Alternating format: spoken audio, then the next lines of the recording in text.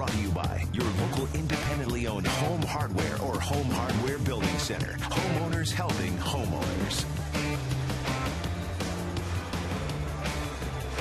Welcome back to Rogers Center, and it's good to have Jose Bautista back. You can see his enthusiasm as he's greeted by his teammates, anxious to get back in the lineup. He's missed 5 straight games with that strained neck injury.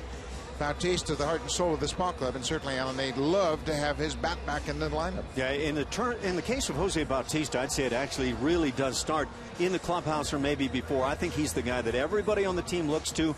They know in terms of talent and the way he displays it on the field, he's the guy that leads this ball club. And again, it does go beyond just what he does on the field. Aaron Hill will join him as well. Jim Leland's Tigers with a great performance yesterday behind Justin Verlander. The Tigers have won 4 of their last 5 games. Top of the order, Austin Jackson will get things going. He had 3 hits in yesterday's game. Sizemore, Ordonez, Miguel Cabrera, they've held him quiet in this series. Victor Martinez, Johnny Peralta, Ryan Rayburn's a good young hitter in the outfield swinging a hot bat. Casper Wells starts in right, and Brandon Inge will be at third. Jose Reyes takes to the hill for the Blue Jays. Reyes has been up and down over the course of the season. You look over his career, he's given up a vast majority of hits, or I should say a vast number more of hits than innings pitched over the course of that career. Got to find a way to get in the strike zone without being up. You see the batting average before there at 308 against, and over the course of his career very much the same thing. So he's got to cut down on the hits and the walks. That whip against is really high. Take a look at the defense behind JoJo Reyes. In the outfield, it's Rivera Patterson and Rajay Davis. We might see Bautista in right field tomorrow night. Escobar Hill up the middle. Good to see Aaron Hill back. He's been out since the 20th of April. First pitch swinging. Austin Jackson continues to swing the bat. Leadoff single on the first pitch of the ball game. One of the things when you look at the numbers this year and otherwise on JoJo Reyes is that first pitch, and everybody talks about, well, throw a first pitch strike. Well, first pitch strikes when their fastballs through the heart of the plate get hit by major league hitters, and the numbers are sky high on JoJo. So Jackson, just like he did yesterday, swinging a hot bat early. JoJo Reyes checks on him at first. Jackson has 3 steals. Just starting to get it going. Scott Sizemore had a bases loaded walk in yesterday's game. Just 5 games since he's rejoined this ball club from the minor leagues. There's a strike down in the zone. Alan, what should we look for from Reyes to give us an idea he might be on a path to a good game? His last time out, I thought he utilized the curveball well.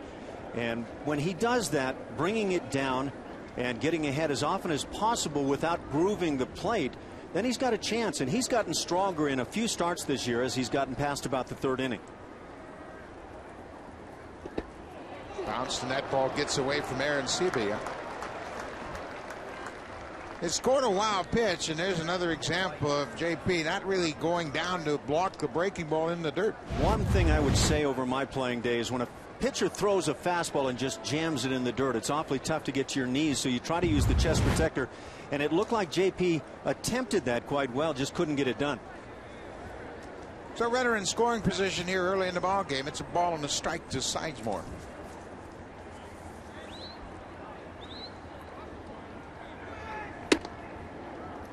Fastball inside.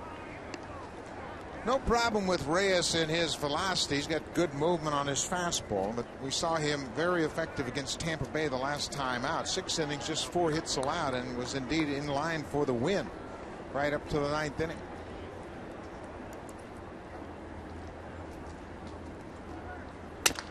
Broken bat. That'll move the runner to third. Good job by Sizemore as Cooper takes the bag. Now it's time for the scouting report. It's brought to you by Home Hardware. Homeowners helping homeowners. For JoJo Reyes, trying to stop that streak. The last win coming back in 2008. 24 starts in that span.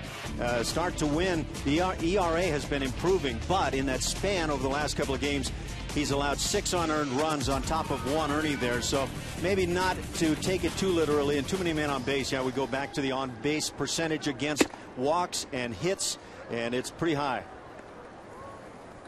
Reyes throws a first pitch ball to Maglier Ordonez. Interesting infield alignment here, playing the infield in the first inning with 1 out. Got that infield, trying to keep it to a scoreless ball game early. Obviously, after a day like yesterday, you don't want to give up too much early. And Brad Penny, though, is no Justin Verlander, at least at this stage of things. Well, the Tigers have gotten good starting pitching of late. They were on the verge of an 8-game losing streak when Penny started the last time against the Yankees and turned things around. 2 balls and a strike to the veteran Magler Ordonez. Ordonez had an RBI ground out in that 3-run third inning. Tigers won 9-0 behind Justin Verlander yesterday. It's popped up, and that'll get back into the seats. John Farrell talked about Verlander in his pregame scrum with the media. He said it wouldn't have made any difference who Verlander was pitching against yesterday. He had that kind of stuff. I have never seen a pitcher have the ability to go into the tank, open it up after 6-7 innings, and start throwing 100 to 101 miles an hour. And that was about a 5 to 6 mile an hour jump for the right-hander. On the ground, Escobar will check the runner at third and fire across the diamond. Let's go back to yesterday and check on Verlander's velocity as that game developed. The velocity got better and better as he felt the momentum of that no-hitter building. One of the things that had been mentioned about Verlander going into the start was the Tiger staff wanted him to back off early. He can throw hard even when he's trying to back off, and you can see the numbers there in the first 3 innings. Just try to throw good quality strikes, utilize all the pitches. But then as he saw what was going along, he did open up the tank. Cabrera lines out to the first baseman. Good job by Jojo Reyes. John Farrell opted to bring the infield in. That saves a run. Half inning here at Rogers Center. It's a scoreless game.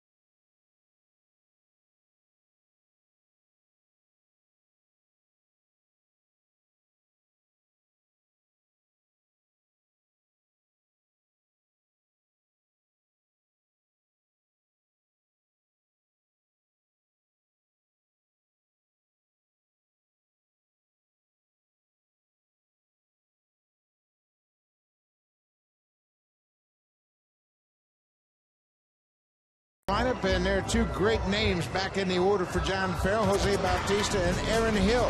Bautista's in his familiar 3rd spot. Hill drops down into that 5th spot. That's where he is most productive behind Juan Rivera.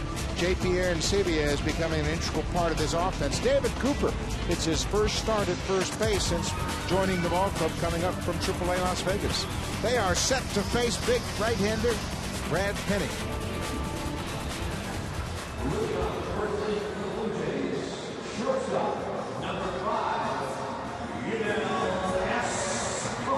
Brad Penny comes in as the one of the guys they're really counting on in this Tigers rotation. 2-3, 5.23 the ERA. Brad Penny has made 7 starts, all 7 of his game as a starter this year, or rather those are lifetime against the Blue Jays, excuse me, and he's 3-1 lifetime against the Jays, though the Jays have swung the bats well against him. Brad Penny making his 292nd career start. Started out in the Arizona Diamondbacks organization and came to the big leagues with the Florida Marlins. Yunel Escobar, top of the order. That fastball from Penny. Penny, as we mentioned, one guy that Escobar would have a little bit of information against, both spending time in the National League. Escobar's average has dipped to 246. Yeah, ideally this Blue Jays lineup would not have Escobar as the leadoff man either. There's a fastball that runs up and in. That's not the curveball or slider that gets away from a pitcher. That's a fastball that has a mind of its own. It starts in and then just keeps running up and in. 2 balls and no strikes on Escobar to start the game. Yeah, ideally you would have Rajai Davis, maybe Corey Patterson in the top spot. Junel probably best suited to bat second in an order. As we mentioned earlier, John Farrell hasn't had his regular lineup since April 1st. That was opening day against Minnesota. It's been a mix and match effort for John Farrell to make up a lineup every day. But he's got 2 of his regulars back this afternoon.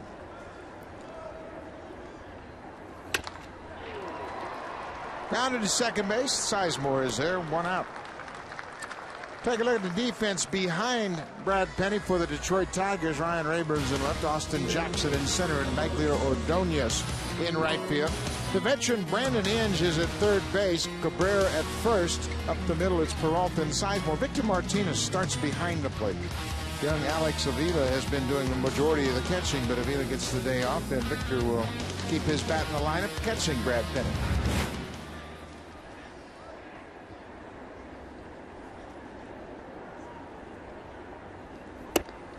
Talk a lot about Blue Jays and their desire to run, and they've done so this year. Brad Penny has allowed the stolen base pretty consistently, and then you factor in Victor Martinez behind the plate. Blue Jays might have one of those days where they can start the track meet. Again, Penny falling behind Patterson. 2-0. I mentioned Ordonez. He's the DH. Wells is the right fielder here this afternoon for Detroit. Casper Wells in right. 1 out, bottom of the first. Drilled to right field. Wells is on the run. It's over his head and off the wall. Patterson heads for second, and he'll get there with a slide. A 1-out double for Corey Patterson gets things going for the Jays. And the designated hitter, number 19. Very similar story to JoJo Reyes. Watch what Penny does. That fastball kind of flattens out in the heart of the plate. And Corey Patterson quick to the ball with that barrel as he drives it off the wall. So with Patterson at second, the Blue Jays are thrilled to see Jose Bautista back in his familiar third spot in the order. An instant opportunity to have an impact.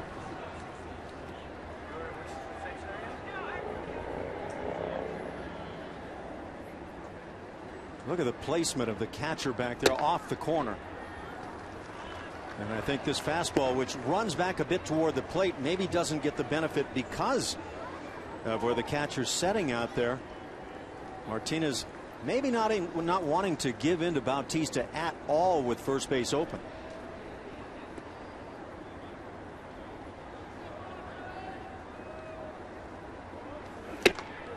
There's a good fastball. Bautista is a little bit late on it.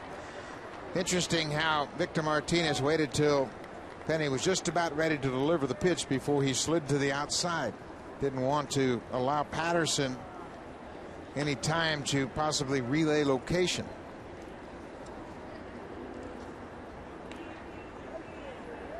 Ball on the strike to Bautista. Pops it over the Blue Jays dugout and out of play.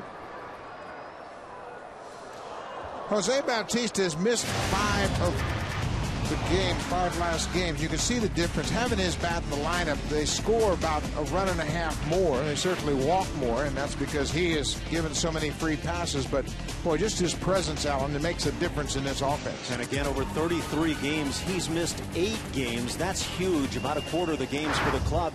It's pretty impressive that John Farrell has this team as close to 500 as they are.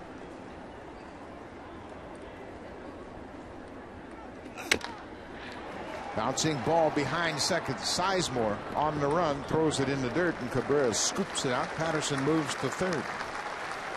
2 down.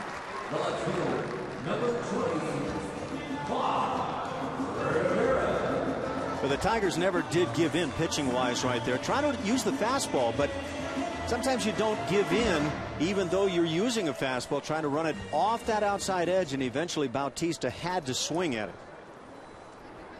Juan Rivera in the cleanup spot. Rivera had 3 hits on Friday night. He went 3 for 4. Just like everybody else in this Blue Jay lineup. Hitless yesterday. Only 1 base runner reached against Verlander, and he was erased on a double play.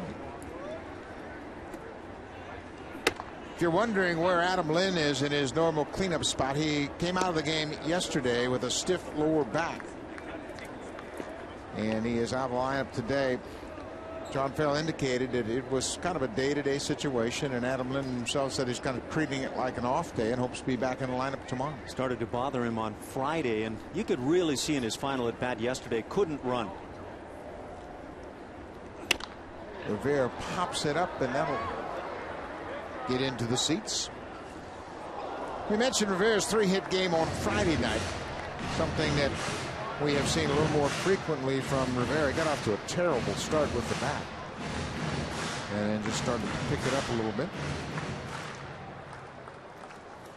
He's faced Brad Penny a lot. 13 at bats, just 3 hits in those 13 trips to the plate against the Tigers right-hander.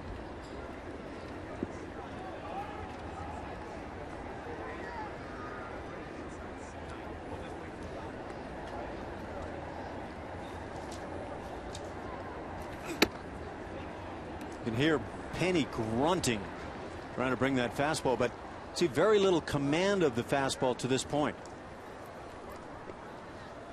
Corey Patterson doubled off the right field wall with 1 out. He moved to third on the ground out by Bautista. Blue Jays a chance to take an early lead against 32-year-old Brad Penny.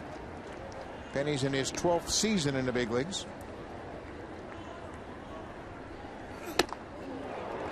Chased a high one. And you're right, Penny still hasn't been able to locate his fastball. Not at all. Really, the only location that he's had successful here in the inning when Bautista was at the plate trying to work that outside edge. 2 balls and 2 strikes in the first inning. Teams have split the first 2 games of this 4-game series. They'll wrap it up tomorrow night.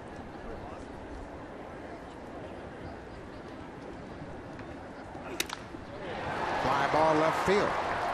Ryan Rayburn's there, and Penny will strand a base runner. It's Mother's Day. Blue Jays handing out roses to all the moms in attendance. Rally towels. Beautiful day for baseball.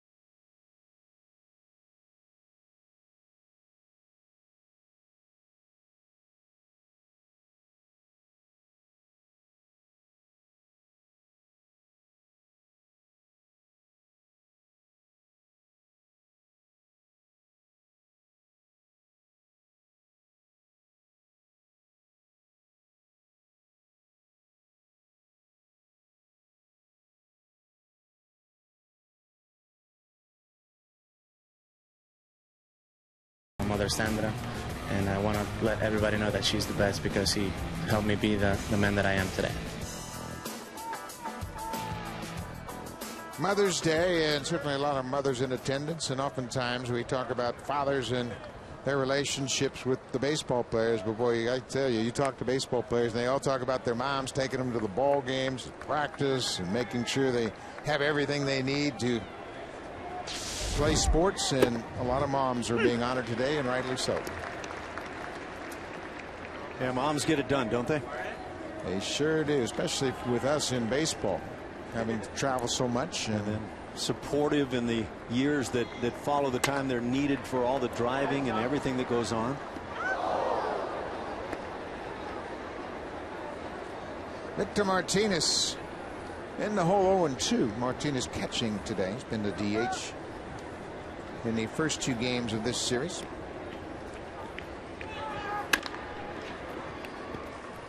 Grounder to second base. Aaron Hill takes care of it. Boy, it's good to have Aaron Hill back. He last played on April 19th. He stole base, felt a hamstring tighten up on him, bluffed that ball game, and been out ever since. Been down in Florida, played the last couple of days with Dunedin in the Florida State League. You mentioned the stolen base. Diving into the bag, his 6th on the season. He was leading the club at the time. And so, yeah, he's been missed in multiple regards. Johnny Peralta had a home run in yesterday's game, added an RBI single in the 9th.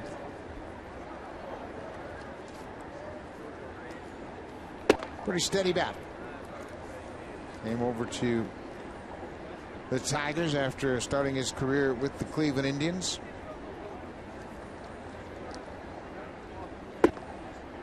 That's where Jojo Reyes is most effective, right at the knees with that fastball. Last 3 fastballs right here in this sequence, all down around the knees. He's missed a couple, missing down and in on the right-hand hitter, but if he misses down, he's probably in a good zone.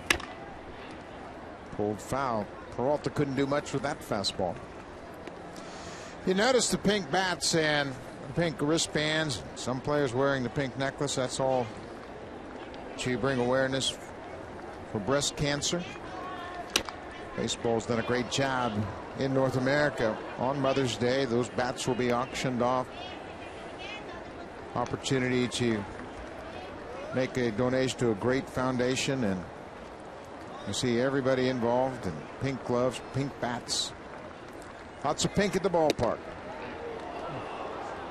C.B. Buckner didn't like that pitch. Looked like a pretty good fastball, just off the inside corner. Pink easy to spot.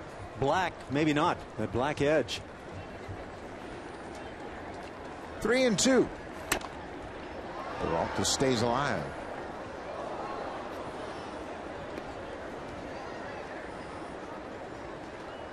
Jojo Reyes, obviously, been a long time since he won. Allen mentioned that he hadn't won a ball game in the big league since 2008.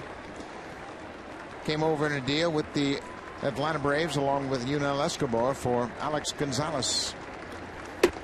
Got him.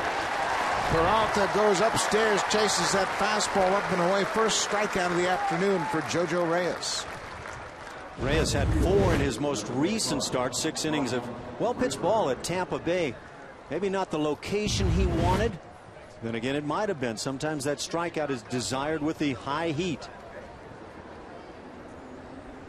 2 outs here in the second. Brian Rayburn, the left fielder. Rayburn had a couple of hits in yesterday's game.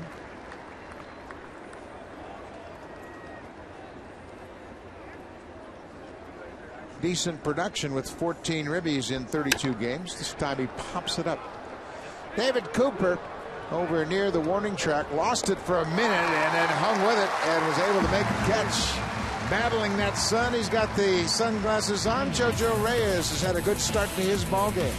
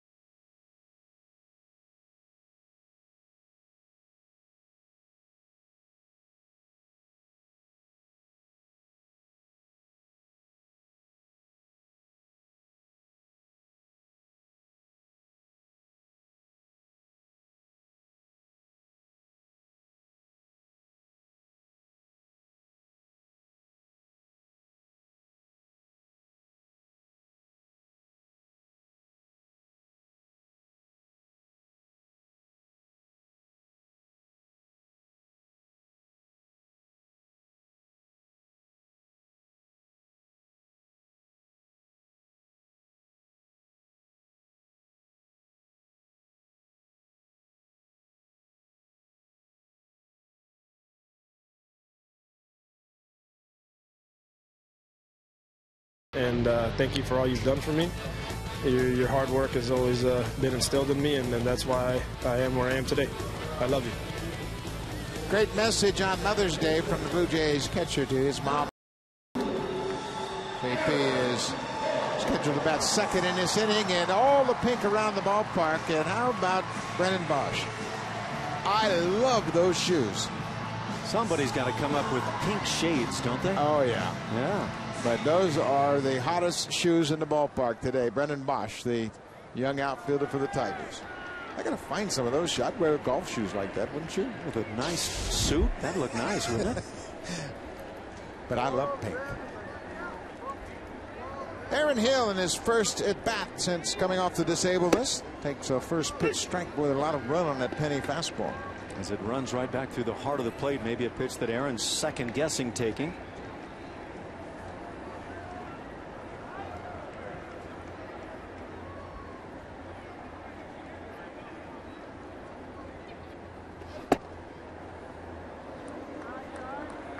That looked like a pretty good fastball down and away. Penny kind of hesitated as C.B. Buckner called it a ball. 1-1 to Hill. Ball appeared to run back to the plate. Certainly, was it called low? Hard to tell.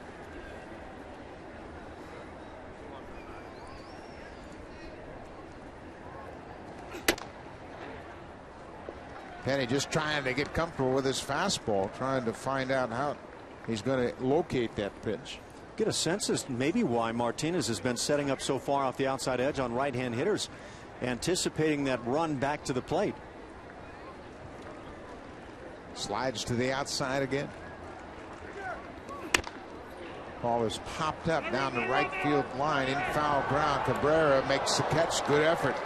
Pete Hugh, like Cooper, was battling that sun and stayed with it. No shades needed.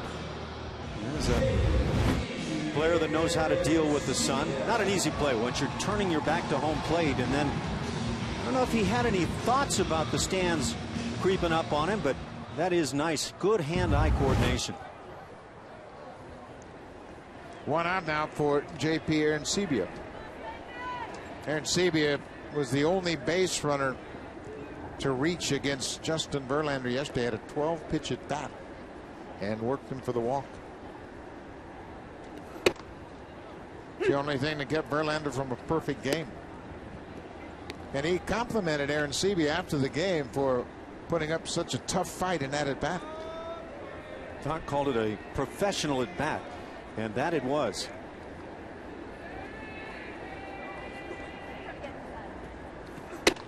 Upstairs. Right now, if I'm a hitter facing Penny, all I'm thinking about is fastball. He hasn't shown anything that he's prone to throw right now other than fastball. I'd look fastball. I wouldn't worry about too much because that heater's been running right back to the heart of the plate on numerous occasions. Ball on his strike. There's a fastball. This one's popped into shallow center field. Jackson with the sunglasses down. Gets 2 outs here in the second. Now let's take a look at the scouting report for Brad Penny. It has been a rocky road experience this year for Brad Penny on the road. He has really given it up. 0-2, 10.43 the ERA in 3 starts. The Jays have hit him well, 3.04 through the years in 7 starts, yet he's 3-1. And if you want to get him, jump on that first pitch. That fastball tends to run through the heart of the plate. He's allowed an average of 3.57 against that first pitch. Brad Penny came to the big leagues with the Florida Marlins after starting out in the Diamondbacks organization. It's another fastball in there for a strike. Edwin Encarnacion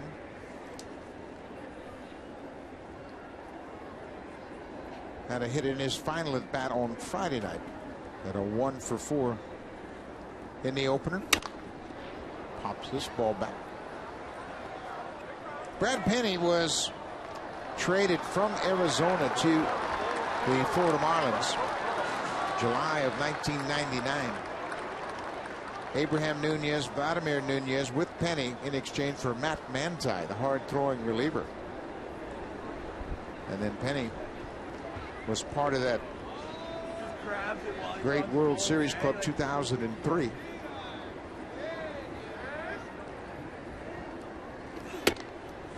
Penny's a two-time All-Star, made the All-Star team in 2006 and 2007 while he was pitching for the Dodgers. My suspicion is that it would be tough batting left-handed against that kind of running fastball that we've seen so much already from Penny. Maybe easier from the right side, and the numbers bear it out. Right-handers have hit .292 on the year. Left-handers hitting just .229. When, as a left-hand hitter, you get that fastball running hard away, oftentimes you pull off and just hit the weak ground balls in the infield.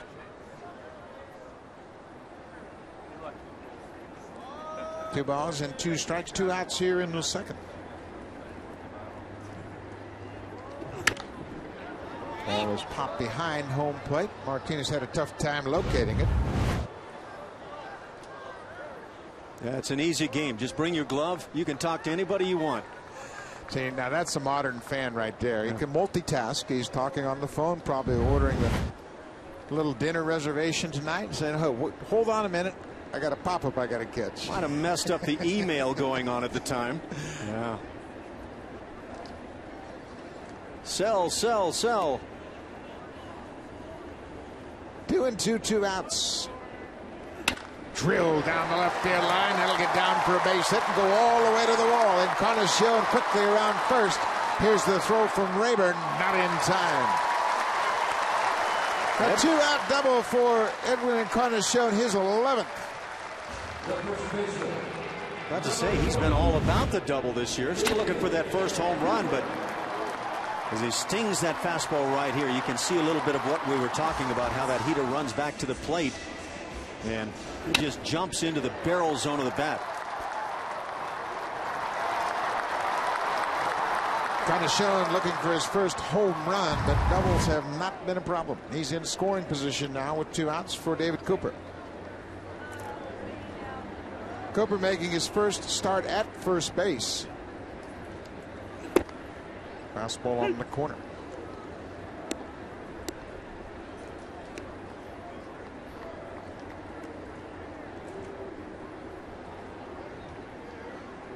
I thought David Cooper was the one guy in the ninth inning yesterday as a left-hand hitter, a guy that does have a nice quick bat that might have the best shot against Verlander.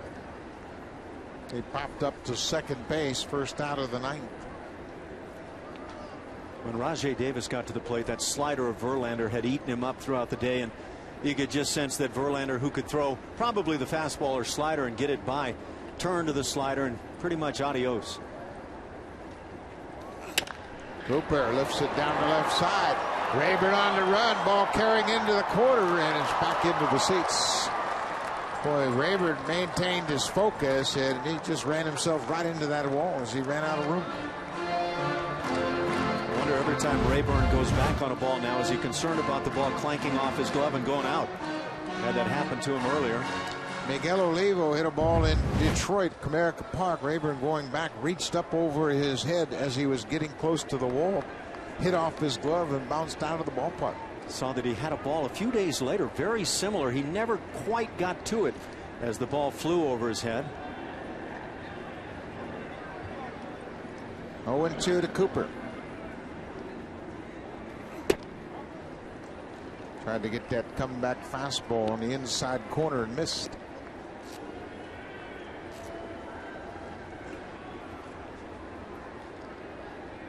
Brad Penny pitched last year with the Cardinals, made just 9 starts and had his season come to an abrupt end May 22nd. Tore a lat muscle in his back and didn't pitch again. So the Tigers kind of rolled the dice, signed him to a 1-year deal. He pitched his way onto the club in spring training. Yeah, well, they talked things over on the mound, talking about the fact that Brad Penny can really fit right in for the Blue Jays in terms of the running game if they can get the right guys on base. And this is not one of those situations, but if you look back prior to that injury that you mentioned, Buck, a couple of years back with the Red Sox and Giants combination, he allowed 28 stolen bases, just 3 caught. The year before that, very similar numbers. So Penny can be run on. There's a breaking ball. It's in the dirt. Martinez blocks it. Throws the ball low, but Cabrera makes the grab. Cooper's retired. First strikeout of the afternoon comes with a man in scoring position. We've played 2 innings here at Rogers Center. It's scoreless.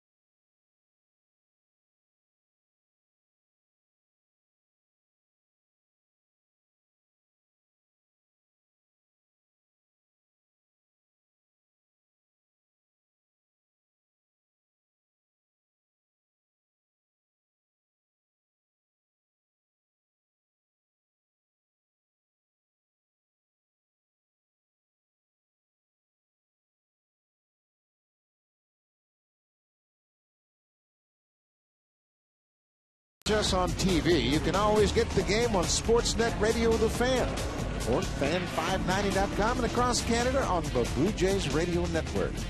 Jerry Howard, the voice of the Blue Jays, and look at Griggs on, all decked out on Mother's Day.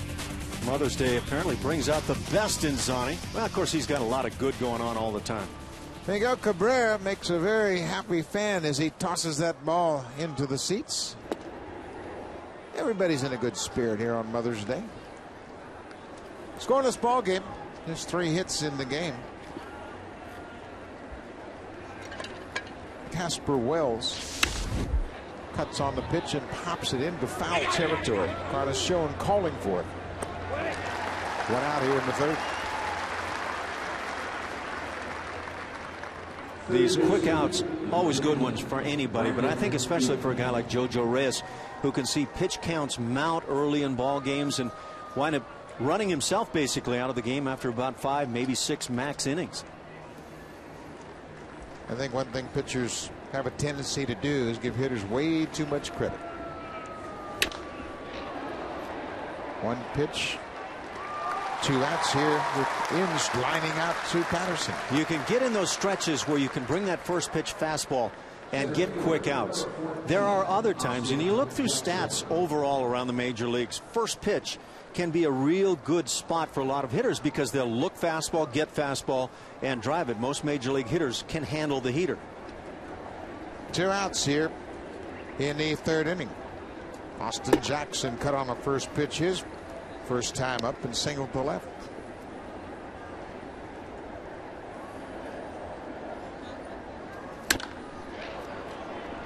Going to be an easy inning for Jojo Reyes. 3 up, 3 down here in the 3rd on just 5 pitches. That'll get him deep into a ball game.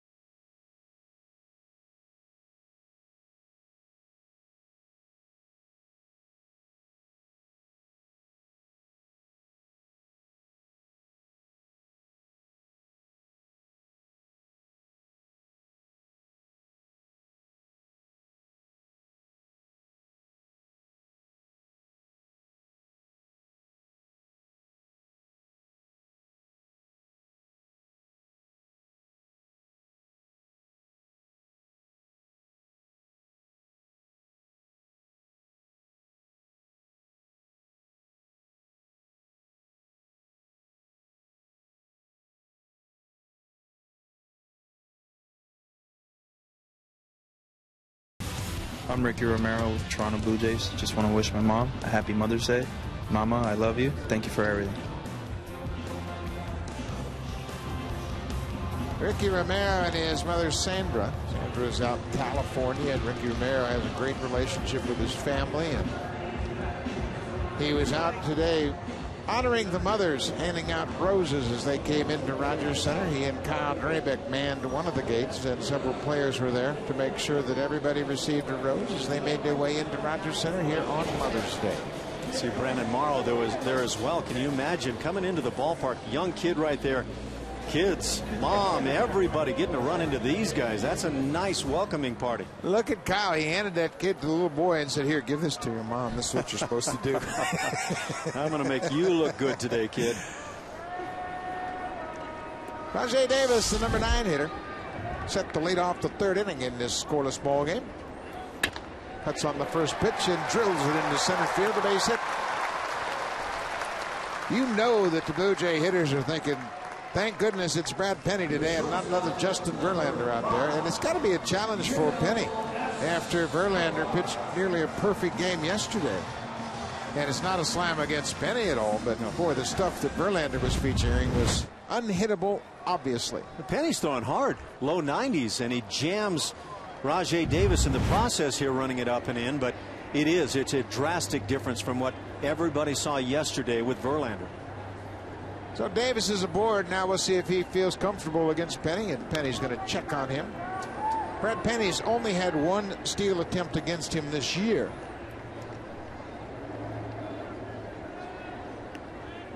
And the runner was safe.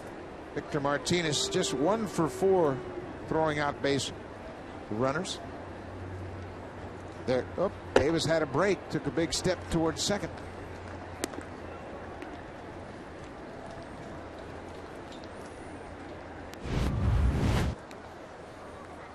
Nice lead right there, and just kind of feeling it out is Rajai Davis. I think the good ones do that. They try to get a step or two and see whether they have the read they like, and they should. They shouldn't be out there just running and getting thrown out. 2-0. You get the sense of how much this fastball is running when you see the way Martinez makes the catch here. With Davis on first on Friday night, John Farrell put the hit and run on with Escobar batting in 1 out. Took the second baseman out of position. Escobar hit a ground ball right where the second baseman was playing, and he got a base hit. It was first and third. It's tailor-made for that stroke of Escobar. He can go to right field at will.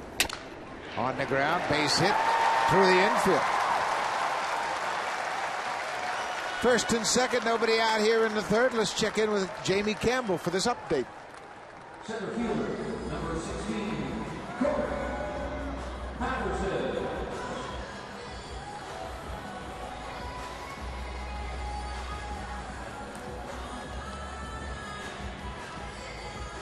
Florida 19-13, but they trail Philadelphia by 3 games. And the Florida Marlins have some pretty good pitching as well. They've got a bunch of guys over there that can flat out throw it. 3.51 team ERA for the Marlins. Corey Patterson shortens up to bunt, pulls the bat back. Blue Jays trying to take an early lead here against Brad Penny. They've already collected 4 hits. Stranded a runner in the first 2 innings. Patterson doubled off the wall in right field his first time up.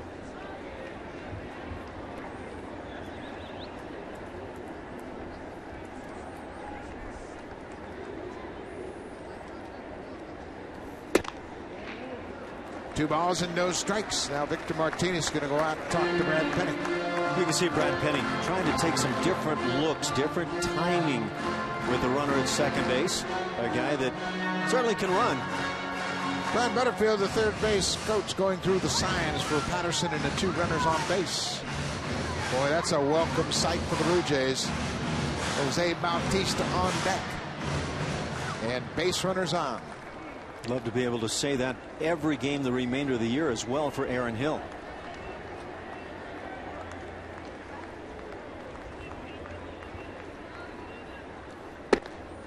Three and 0. One pitch away from providing a bases loaded scenario for Mr. Bautista.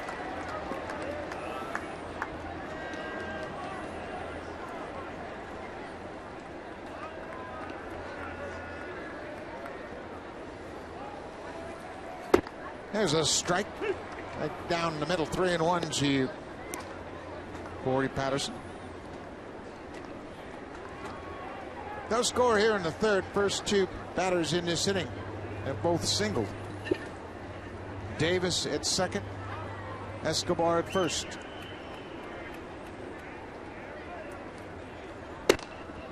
Full count. Yeah, no doubt Patterson was taken all the way there. Forced Penny to have to throw at least a few strikes, assuming that if you swing the bat, it's going to be another strike.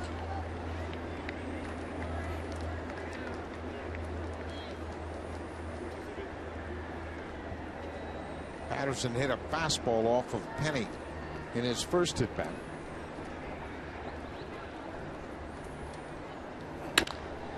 This could be two. Second base for one, back to first. Patterson's doubled up. Taylor made double play ball right to Sizemore at second.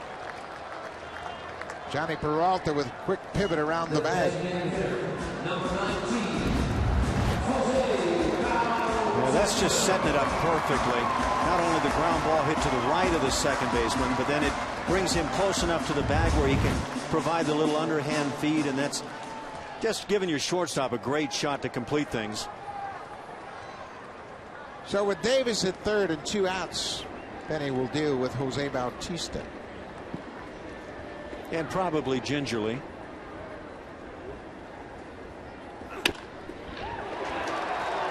Bautista thought that was a fair ball. Continued to run down the first base line. Last time he saw it, looked like it was going to go over the top of the bag at third. Watch this. The catcher sets up away and then reaches back to the left because this pitch comes right back to the inside corner, and Bautista very quick here.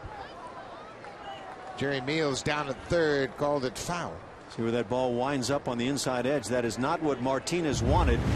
Very close to what Bautista wanted. No balls and a strike, 2 outs.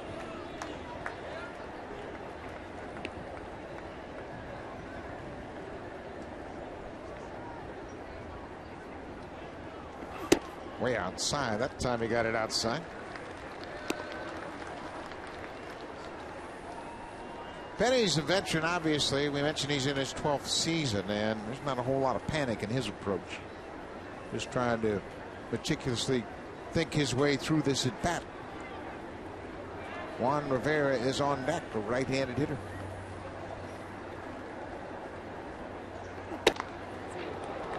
Well, he's got a lot of run on that fastball, but it's not sink run. It's just running along the plane of the bat. With that type of fastball, you're almost better off at times letting the catcher set up down the middle so that at least you get some minimal reaches toward pitches toward corners, and I think you might get more calls.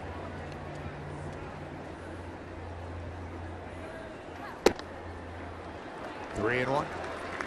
Bautista has one of the most amazing abilities to take huge swings on pitches in the strike zone and then lay off pitches that are just out of the strike zone. Great recognition. He definitely is thinking swing all the time until he tells himself no. And there is not a Judy swing amongst his swings. 3 and 1 with Davis at third. Borderline strike. Full count.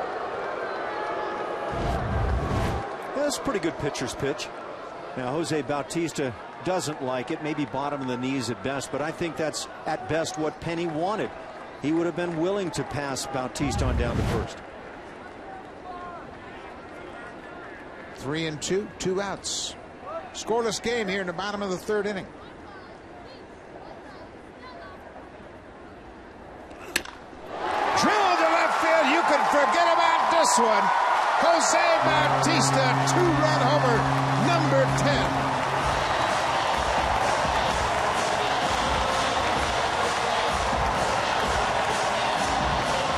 So much for having a base open. Yeah, you kind of like having this guy back in the lineup. That's why it pays off in terms of the runs scored for the Blue Jays so often, so quickly right here this afternoon. And another case of Penny missing location in a big way. Catcher setting up off the outside edge. He doesn't want to strike through the heart of the plate. Penny doesn't want it, but that fastball runs right back for Jose. Boy, what a good sign that is. After missing 5 days, Bautista hasn't missed a beat. Big bats sound kind of good. Juan Rivera with 2 outs. Changes the entire complexion of the lineup. You get Bautista and Hill back on the same day. Everybody can sigh a big relief saying, okay, we got our guy back.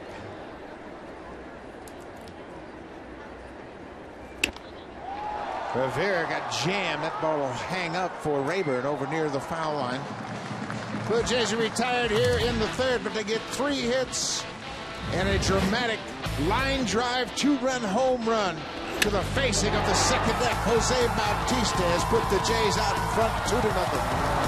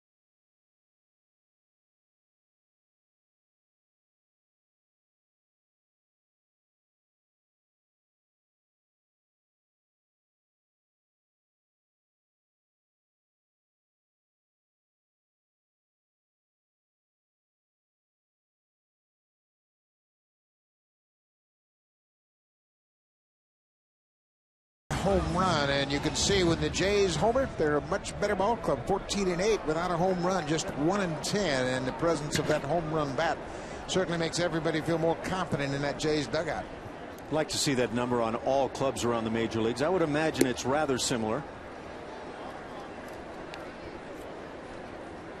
But JP Arencibia has throwing issues at times, it would appear, and he lobs a lot of balls back to the mound and forces Reyes here to do things that pitchers don't like to do. Scott Sizemore leading off the 4th inning. Pops it up into foul territory over near the seats. Cooper over near the seats, and a fan stood up and kind of kept Cooper from making that play. Looked like he was ready to make the catch, and at that time that fan stood right up and kind of collided with Cooper's glove. See, Coop gliding a bit if you can, and it's not easy as you're looking up at the baseball. Sprint to that position as quickly as possible, then maybe you can talk to the fan kindly and urge him to allow you to make the play. 2 balls and a strike to Scott Sizemore. Blue Jays lead the Tigers 2-0.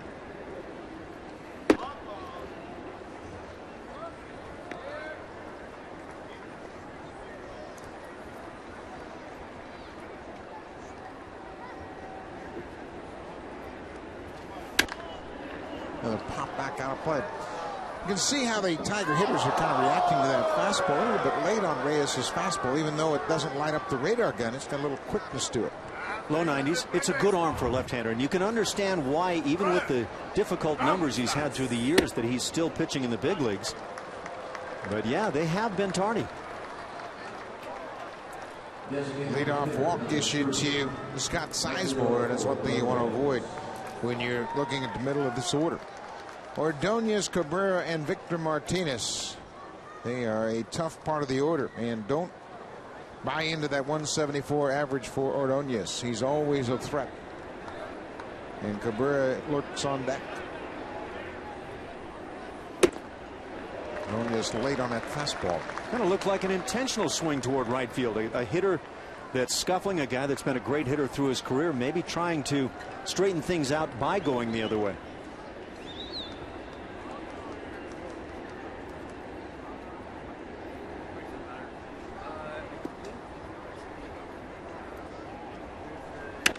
Pops this one up. Should be playable. Cooper having a tough time finding it in the sun. Hill is there to help him out. Makes the catch and foul ground. 1 out. The Jays on Rogers Sportsnet. Brought to you by your local independently owned home hardware or home hardware building center. Homeowners helping homeowners. It is a perfect day for baseball. Roof open for the second consecutive game here at Rogers Center. Miguel Cabrera. Had a tough series so far. Looking for his first hit. Reyes needs to get that fastball back down in the zone.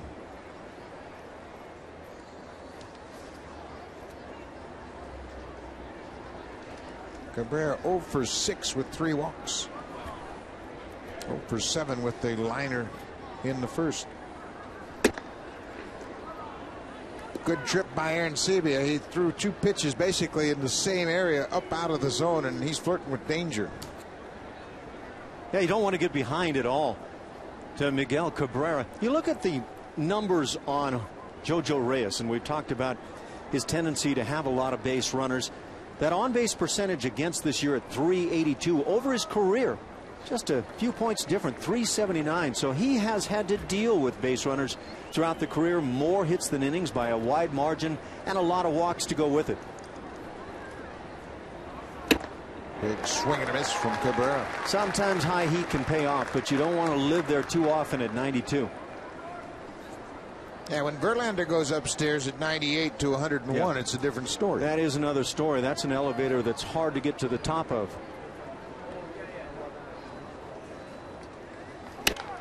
Ball is down and fouled back.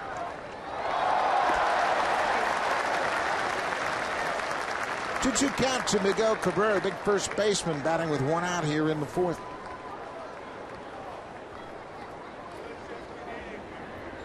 Scott Sizemore with a leadoff walk.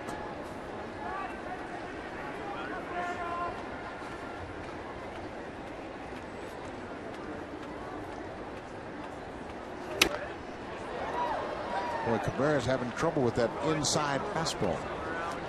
Don't see that too often, and one thing you don't want to do with a great hitter like Cabrera is establish the pattern. Of course, we know, Buck, that Cabrera can take inside and hit it out to left and take a pitch away and hit it out to right. He can hit it out to center. He can hit it out in the Grand Canyon. But sometimes as a hitter, great hitters like Cabrera might be thinking right field and getting tied up on their own. Don't you think that most run producers like Cabrera switch their sights with 2 strikes to the opposite power alley? Absolutely. And I played with a great one long time ago. Rico Carty would shorten up on the bat, shorten the stride, and he just became a better hitter with 2 strikes. This one's popped up, but it's playable. Hill fighting the sun in shallow right, stays with it, and makes the catch. Cabrera's retired. 0 for 8 now in the series. Rajai Davis with shades on the top of his hat here as he comes on and comes on late, and probably a second baseman in that scenario with that sun could use the help from the outfielder. Now, I'm not sure what those shades are for Rajai, but they do look good on top of the hat. Just to make sure he knows where they are. Well, okay. I could never figure that out either.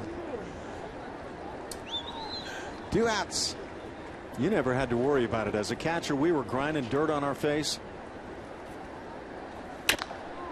Fly ball center field. Patterson got a late break. This ball is over his head and off the wall. Sizemore around third. Hill doesn't have a play as the Tigers get on the board with 2 outs here in the 4th. That ball was up, and Victor Martinez hammered it off the wall in center field for Martinez's 5th double, his 12th ribby. It's basically the same old song for JoJo Reyes. Up in the zone. Even JoJo talks about it. We hear John Farrell all the time say, well, the key is for JoJo to get down and stay down in the strike zone, get ahead in the process. But game after game, it tends to be the same scenario. Not an easy solve there for JoJo. Johnny Peralta batting with 2 outs in. Martinez at second. Lined into left. That'll get down in front of Rivera. Martinez is coming around third. Encarnacion's got a shot at the plate. Aaron Sebia dropped the ball. J.P. Arencibia kind of got out of position. He didn't expect Encarnacion to cut the ball off. But Edwin had the right idea. Knew he had a shot, but he saw where Victor was when he rounded third. Buck, you're exactly right. J.P. had moved into that position where he was going to take the throw on a hop. Encarnacion is talking to J.P. or to Escobar, trying to figure out what's going on. But it left J.P. in a very bad spot, and apparently as he got his feet tangled, he just couldn't hang on to the baseball. We'll get a peek right here. Another ball hit very hard. Another ball left up in the strike zone. It just kills you over and over. But with the runner standing up right there, good chance for the out. Arencibia never got a grip on that ball. You can see it snow cone in his glove, and when it hit on the dirt, it knocked it loose, and that's why Farrell was out to argue. Yeah, he hung on until after the tag. Another sharply hit ball, this time to the third baseman. And the Tigers are retired, but they have tied it up here in the top of the fourth. They scored 2. Have a bang-bang play at the plate. Encarnacion with a good play, but Arencibia couldn't hold on to the baseball.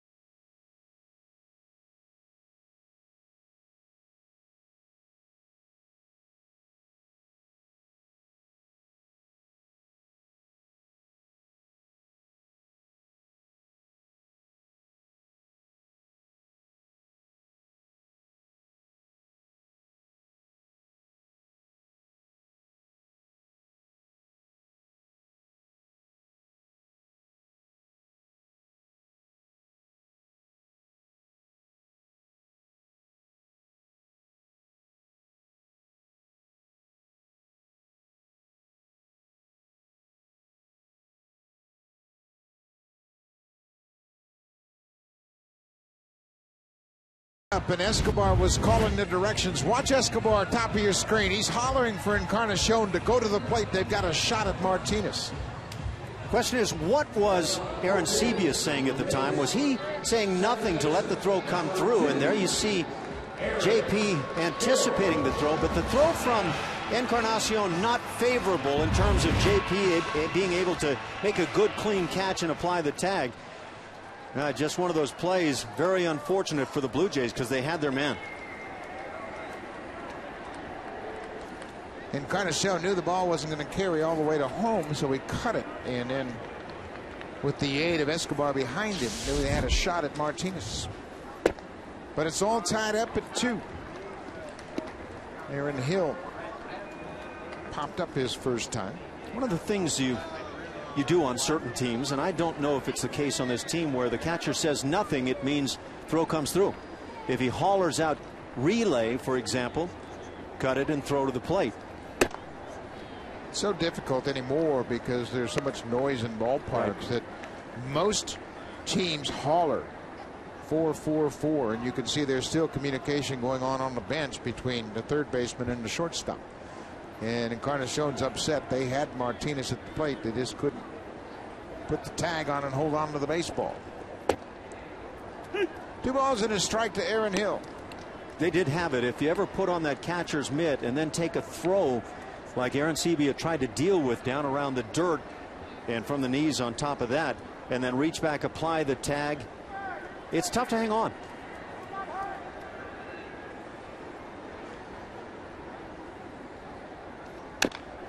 Bounced foul. Jason Varitek, the great catcher for the Red Sox, has an unusual glove in that he expands the webbing just for this play specifically, where the webbing is expanded and there's a big gap in the laces. He feels like he can then tag like this and still hang on to the baseball. But Aaron Sebia is okay until he slammed that glove up against the dirt. And that's why Farrell was trying to argue that he made the tag, had control until the dirt knocked the ball out of his glove. What's your opinion on that play? Do you have to continue hanging on throughout the play? Yes. You have to have control. Sharply hit to third. Inge with a strong arm.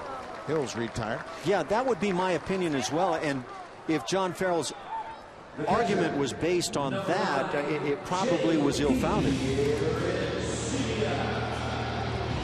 So there's one out here in the fourth. Aaron Sebia will face Penny for a second time. 2-2 ball game. Tigers have scored 2 runs on 3 hits. The Blue Jays have scored 2 runs on 5 hits. 2-run home run by Jose Bautista, his 10th of the season.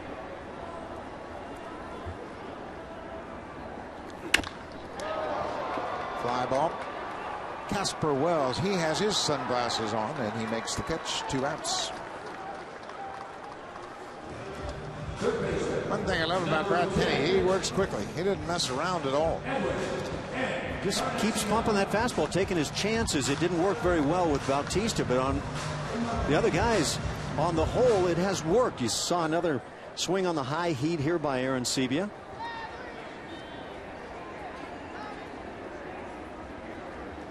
Edwin Encarnacion had a double down the left field line, got all the way into the corner.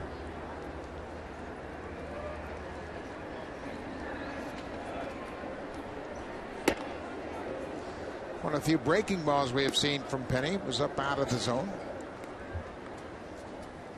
Penny will throw that split finger changeup. You can see him stick that ball into his fingers and set it before he goes into the glove.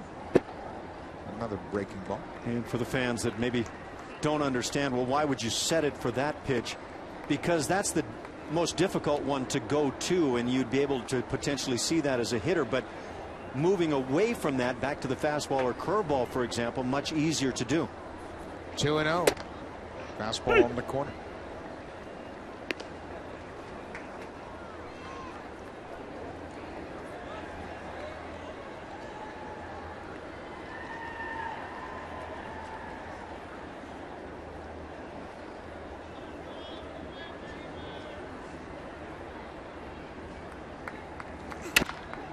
Sharply hit, but Inge ranges to his left. Right on the money. Good inning for Brad Penny after his team tied it up. He comes up with a 1-2-3 4th inning. Now it's time for a connected update. Here's Jamie Campbell in the Blackberry Broadcast Studio.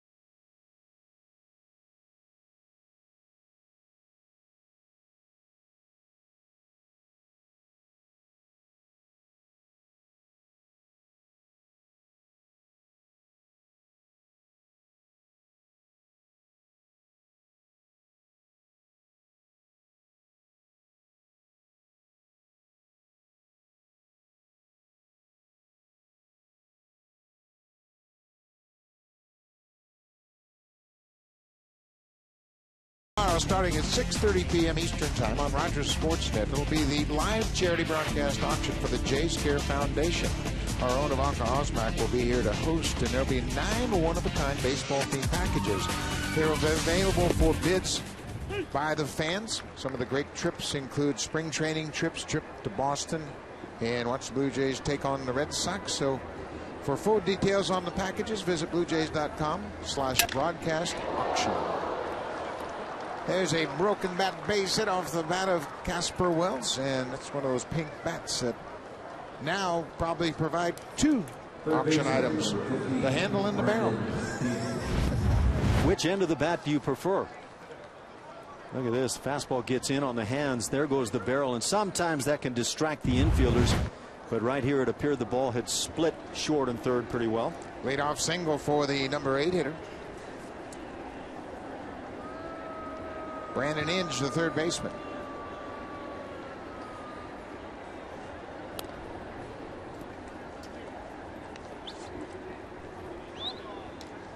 Tigers don't run a lot. They have 11 steals in 17 attempts this year as a team. But Inge can handle the bat. They can play hit and run with Brandon Inge. Off the plate inside. JP Arencibia, you can see him looking into the dugout to find Don Wakamatsu, and Wakamatsu will call the defense for the running game. Pitch outs, slide steps, throwovers, all the various things that they'll ask the pitcher to do. Ball on the strike. It was a nice version of the slide step, and then completing it by bringing the fastball down around the knees.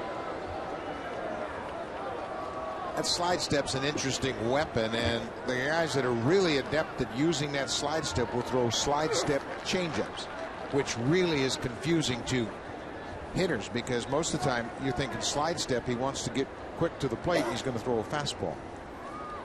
I think it compounds the swinging at the arm. Sharply hit through the infield into center. Wells big stopped at second.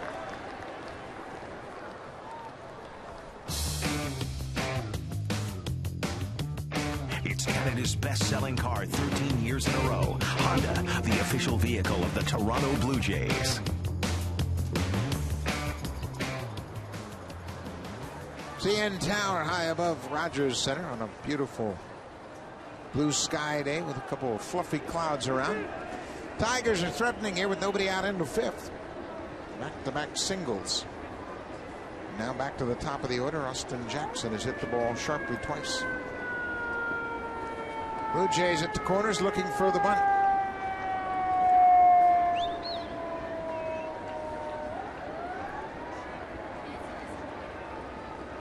Pickoff.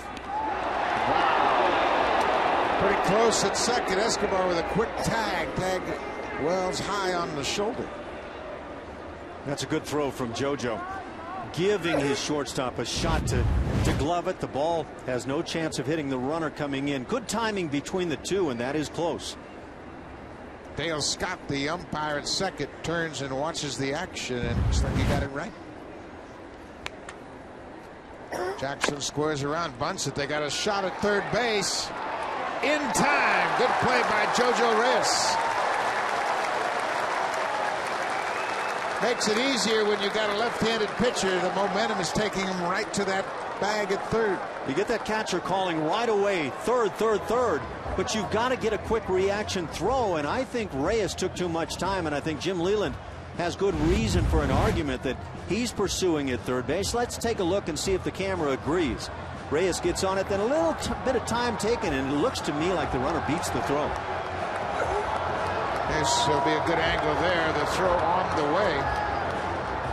Looks like he's on the bag. And I think Jim Leland had every reason to come out and argue that call. So a couple of close calls in the inning, and the umpires hitting 500.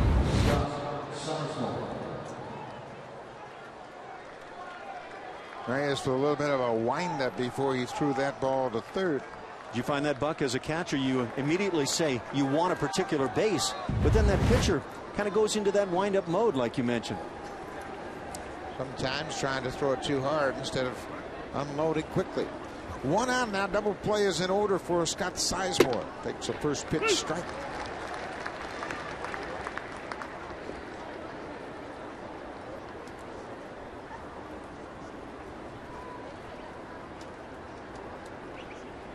Two-2 ball game, top of the 5th. Jojo Reyes trying to get out of it. First 2 reached on singles. Ball is driven toward the gap in right center. Rajay Davis coming over, calling for it. Inge goes back and tags at second, and he'll move over to third on the fly out to right. Well, there'll be runners at the corners now. Reyes with a chance to get out of this inning after the first 2 reached.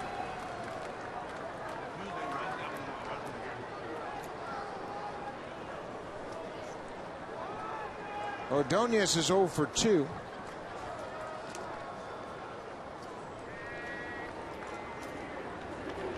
You could see previous to a peek there at Ordonez, J.P. Arancibia coming out in front of the plate, telling his infielders exactly what he's going to do in the event of that runner from first base taking off. Ordonez takes a high fastball up and away.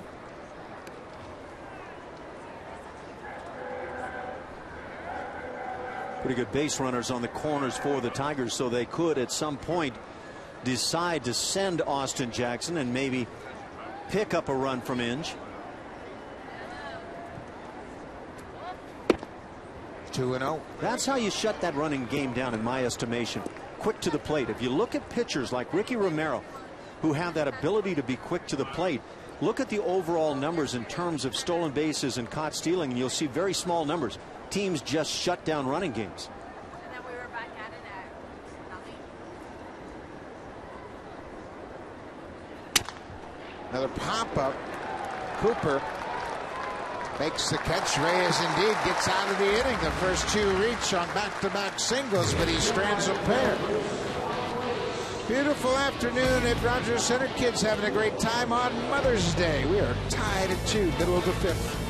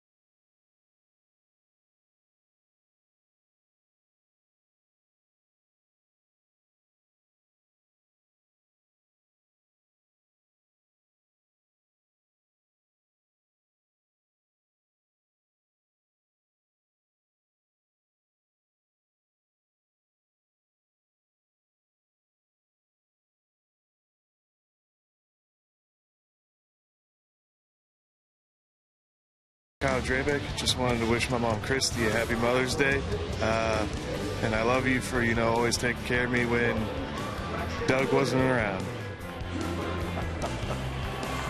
And Kyle Drabeck grew up, of course, in a baseball family, and you know the family well, and you got some special instructions from Kyle's mom. Ran into Christy in Arlington where the Blue Jays were out there playing the Texas Rangers. She came up and she said, "Hey, I've got a request. I want people to know that Kyle was raised by more than just his dad, Doug. I was around a little bit of that time, too." So a shout out, a double shout out for Christy. Absolutely. So many moms always there to help their boys, take them to practice when dad wasn't available, help them out. And in my case, my mom even threw batting practice to me when I was a kid. That did not happen around my household with a very supportive mom. David Cooper pops it up. should be playable. Peralta back into shallow left field. The shortstop makes the catch. One out here to start the fifth. I think it was Dirty Harry who said a man's got to know his limitations. In this case, a mother had to know her limitations. Well, my mom grew up with 5 brothers, and it was just part of what they did. How was her stuff? It was great. She did that until I could start hitting the ball hard, and then she turned things over to Dad. One out. Number 9 hitter Rajai Davis. Another pop-up. Boy, that fastball top of the zone. Blue Jays haven't been able to square it up. 2 quick outs here in the 5th. Now, you want to swing at high fastballs in the strike zone. You want to lay off of high fastballs out of the strike zone. They are tough to get to.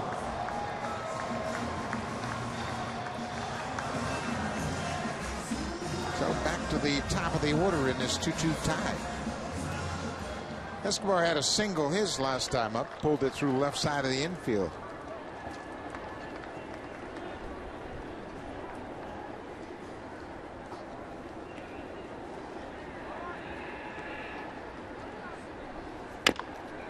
Another bouncing ball.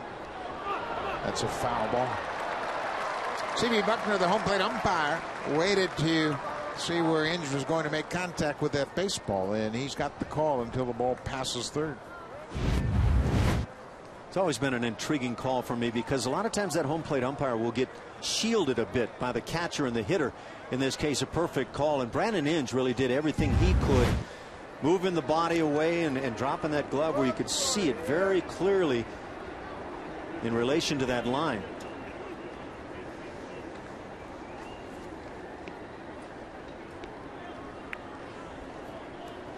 No balls and a strike to Yunel Escobar. Young Farrell was talking about his swing this afternoon, trying to get Escobar to be a little bit shorter, a little quicker to the ball.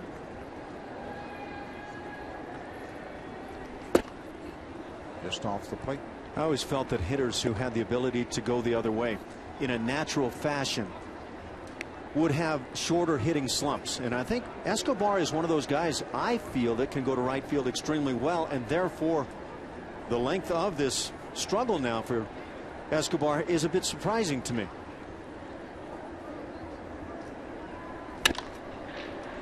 Big bouncing ball for Peralta. A 1-2-3 5th inning for Brad Penny. He has found his groove. Just a 2-run home run by Bautista, the only problem Penny's had.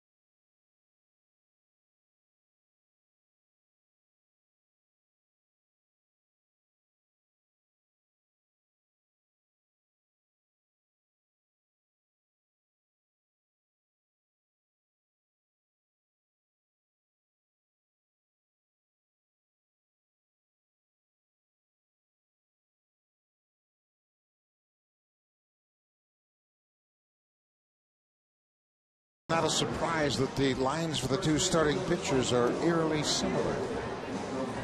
Both pitchers that have their issues with the strike zone, both pitchers that have given up high batting averages against. Jojo Reyes in particular must come down, whereas Brad Penny has a lot of movement on that fastball. The heater from Reyes is pretty straight. Fastball just off the inside corner. Inside corner's been hard to find here this afternoon. Miguel Cabrera 0 for 2 this afternoon. Center field. Patterson is there. Plenty of room. Makes the catch. 1 out. Beautiful day here at Rogers Center in the beautiful TD Comfort Zone seats. Enjoying those big comfort green chairs in the TD Comfort Zone is Joanne Lubanski-Johns, the Blue Jays honorary Batgirl for today. She's from London, Ontario, and Joanne is a breast cancer survivor, a huge Blue Jay fan, and we're very pleased that she's able to join us here today on Mother's Day as the honorary Batgirl for the Toronto Blue Jays. That's a contest around MLB. Every team has an honorary Batgirl today, and they submitted essays, and her essay involved Joe Carter's home run 18 years ago, and mentioned the great call by the late Tom Cheek, "Touch 'em all, Joe." And she related that statement to the same feeling she had when she heard "You're cancer-free, Joanne," 14 years ago. She had the same feeling, and just as Joe Carter touched every base in 1993, I've tried to do the same in helping others face this devastating disease. And the story of her winning battle was filmed, and the film was used to raise over $600,000 for the St. Joseph Hospital in London. And for the last 13 years, she's run in the CIBC Run for the Cure. She's very active. She speaks a lot on the topic of breast cancer awareness, and congratulations to Joanne Lubanski-Johns for surviving cancer and being here today as the honorary Batgirl. Martinez pops it up. Aaron Hill has been tested a lot by finding that sun here today. Go down to rehab in the minor leagues. I don't know if you work on this sort of thing, but Aaron is up to the task.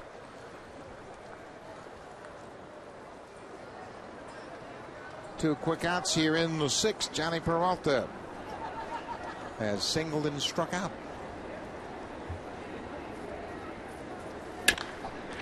Line drive, center field. Patterson on the run, makes a shoulder high catch.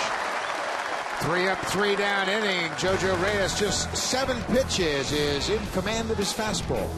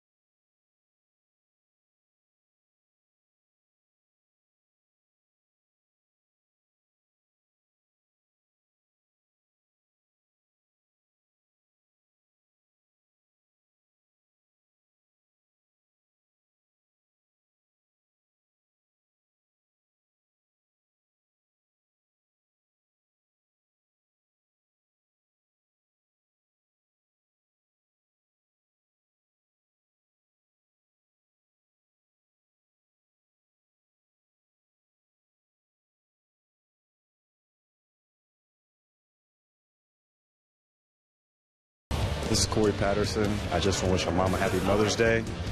She's the best mom in the world. A big reason why I'm here today, playing for the Blue Jays and pro ball. So thanks a lot, Mom, and I love you.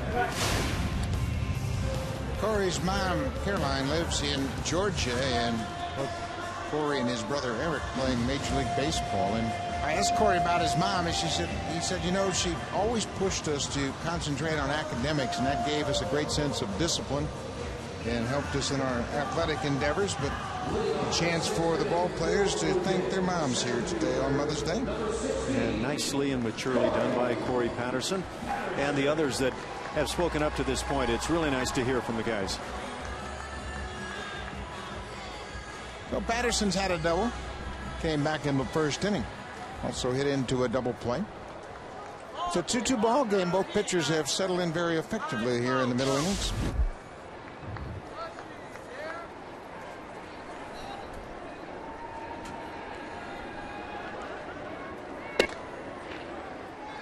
A little bit different movement on that fastball as it dove down and away.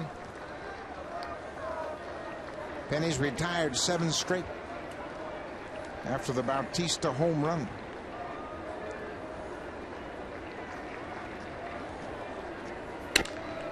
Sharply hit, but Sizemore over to his left. One out here in the 6th. Let's check in with Jamie Campbell, who's got an update. The designated hitter, number 19, Jose Bautista.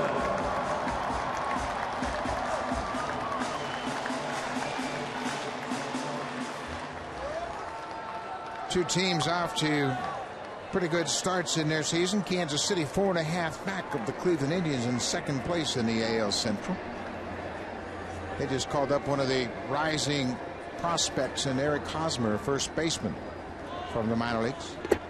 Hosmer was called up yesterday, and just to make sure he was ready, they allowed him to get off to a real good start before they called him up. He was hitting .613 in his last 8 games. I guess that's hot. Time to call him up. In my book, that qualifies. Jose Bautista lines it to Peralta at short. Sounded like got down on the barrel of the bat a bit. Didn't really square it up, and Peralta was able to hold in. It's hard to get Jose Bautista out. Stats will bear that out. But he has a tendency, even getting jammed a bit right here, to hit line drives and drive balls to or well beyond the wall. He's just a tremendous player. Penny has retired 9 in a row now. Did you ever hit with shades on? In our day, it was just kind of starting to be considered by some players. Yeah, I never even considered it. I think the first time I really noticed anybody wearing that, using the sunglasses, was Pudge Rodriguez catching. He wore them under his catcher's mask, catching down there in Arlington all the time. But now you see everybody wears them not only to play in the field, but a lot of them wear them to hit. In day games, I found myself squinting a lot. And I look at some of the players like Jose Bautista there with the glasses on, and maybe it's a good thing. Maybe that chance to go up there and keep the eyes wide open and see things maybe in the shade or whatever the look is with the glasses is a positive for the hitters. Oh, I think it is. And you think about it, you don't have to deal with the wind blowing in your eyes. Yes. And the possibility of tearing up, maybe get some dirt in there. I did a lot of tearing up after my at-bats. Bouncing ball to third. Inge takes his time. Brad Penny is dealing. 10 straight retired by the Tiger right-handed. Just 7 pitches in the 6th. 2-2.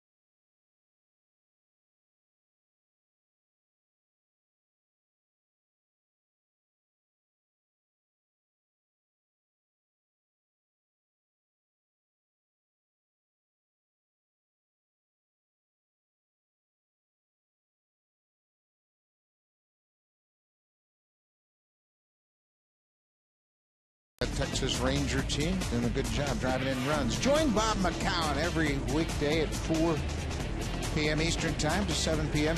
Pacific Time. Bob McCown, one of the best sports talk radio hosts in all of radio. Primetime Sports on Sportsnet 1. You can also listen on the Sportsnet Radio, the Fan 590. 7th inning, a 2-2 ball game. High pop-up. Shallow center field. Corey Patterson is there. Brian Rayburn's retired. First out the 7th.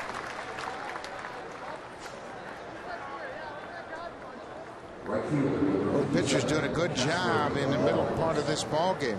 Just 5 hits for each team.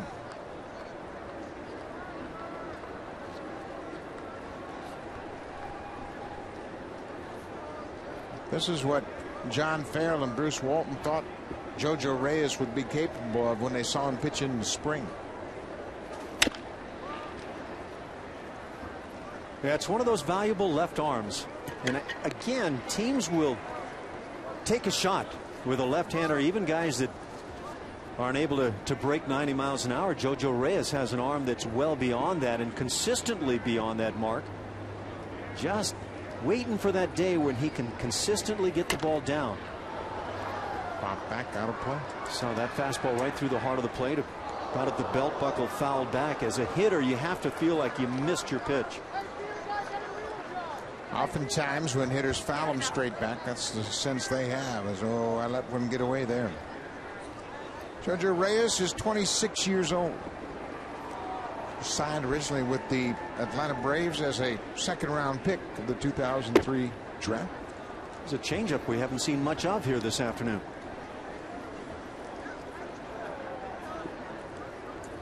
Casper Wells, 1 for 2 so far. Another pop-up.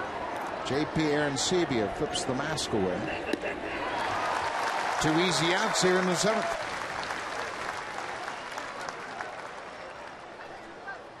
Torey Lovello always on top of the steps to remind the outfielders of the defensive positioning.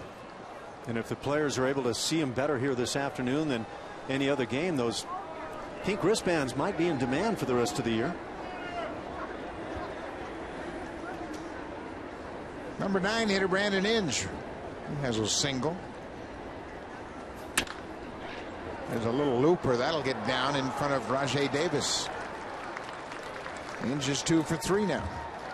Certainly hasn't been an afternoon where the hitters have had to do a lot of thinking. What's coming in this case, this situation? It's been a lot of fastballs. Go ahead and swing at it and take your chances. Well, and to their credit, both pitchers have thrown an awful lot of strikes early in the at-bats. They have. Oftentimes when you see that first pitch fastball in that location, you're looking at somebody at second base or beyond. 2 outs. Austin Jackson, the leadoff hitter. Well, again, that inside corner just doesn't exist. Yeah, C.B. Buckner's been very consistent with his thoughts of that pitch. He always sees it as off the plate.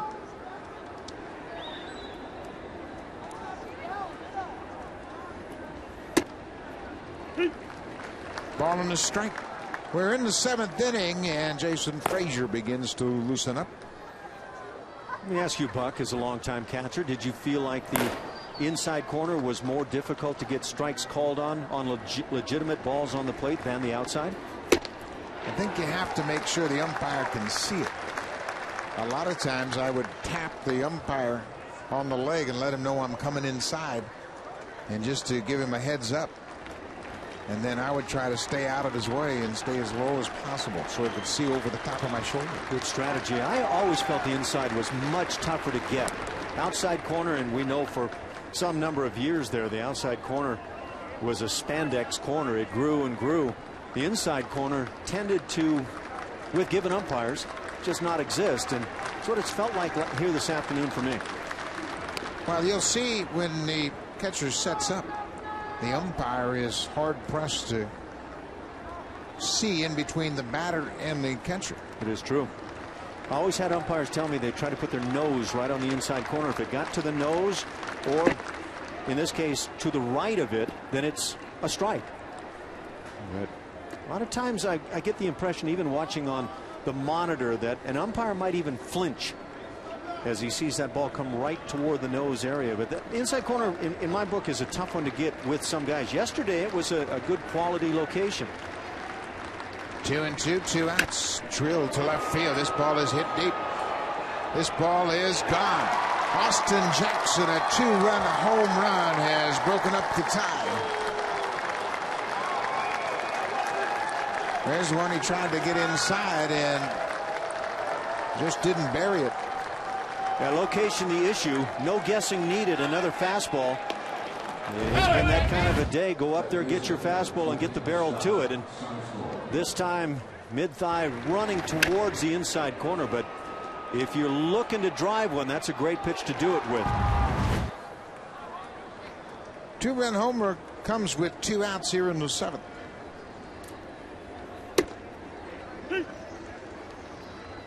The veteran Brandon Inge kept the inning alive with a little flare into right field. And then Austin Jackson, his 2nd homer of the season. There's a pop-up. Davis over toward the foul line is there, makes the grab, and the Tigers are retired here in the 7th. But they get a couple of hits with 2 outs, including a 2-run home run off the bat of Austin Jackson. Detroit leads by 2.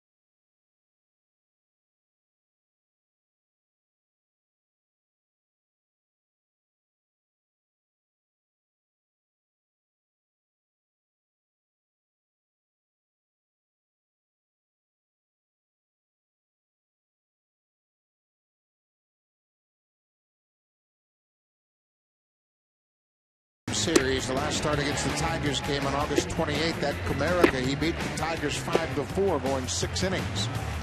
He'll go up against Max Scherzer. Scherzer is 5-0, so it's Brandon Morrow against Scherzer. Another good pitching matchup here tomorrow night at Rogers Center. And you can see it all here on Rogers Sportsnet. And Max Scherzer, boy, he has quickly developed into a very reliable starter for Jim Leland. Hill, Arancibia, and Encarnacion to face Bad Penny. Tigers have taken a 4-2 lead here. A 2-run home run by Austin Jackson.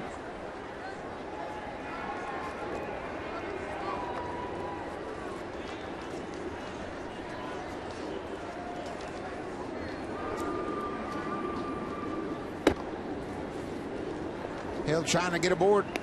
Start something against Brad Penny. Well, Penny has worked now 6 or more innings in each of his last 4 starts. Going back to his start on April 23rd against the White Sox. He beat them 9-0. Beaten on the ground. It's a foul ball. Inge couldn't wait for the umpire call. He had to unload the throw, but it's a foul ball. And just like Inge couldn't wait, Aaron Hill couldn't wait, sprinting down the line. And really ran well right here, beating the play if that had been needed. But that's a good sign, hopefully, with Aaron Hill and that leg being completely healthy. Watch him come out of the box. That's digging, and that says there's nothing bothering Aaron at the moment. But then again, you remember he was running like that, stealing bags when he went down. So you can only hope that it stays healthy, that hamstring, that quad, everything that's gone on for Hill. Had a quad problem in the spring. It was the hamstring most recently that forced him to the disabled list. 2 balls and a strike to Hill. Sharply hit into left field. A leadoff base hit.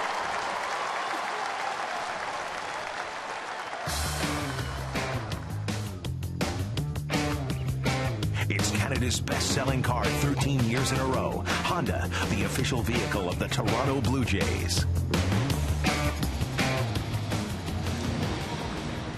JP Arencibia will step in with a man on. Arencibia has gone 0 for 2 so far. But Brett Penny has been consistent. That base hit by Hill snapped a string of 10 straight retired by Brad Penny.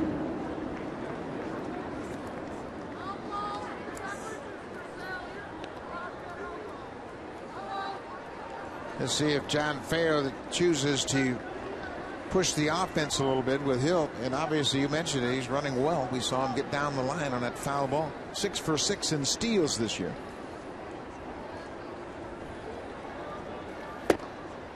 Ball in the strike to Arencibia. The right-hander is Alberto Albuquerque. The left-hander is Daniel Schlereth. Jeff Jones, the bullpen coach, reminding Schlereth where they are in the lineup. David Cooper, he is the guy I'm sure Schlereth is most focused on, the next left-handed batter. He's 2 hitters away.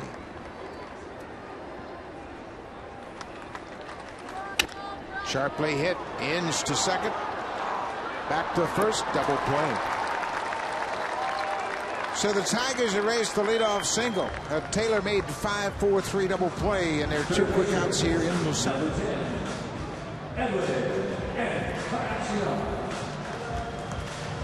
You want to hit the ball sharply, obviously, in this game. But when you put it on the ground with that possibility of the double play, that really sets it up nicely for an infield. And Brandon Inge has been so slick down at third for years. Very patient, didn't rush his throw, made a good strong throw to Sizemore, who converted the double play. 2 outs for Edwin Encarnacion.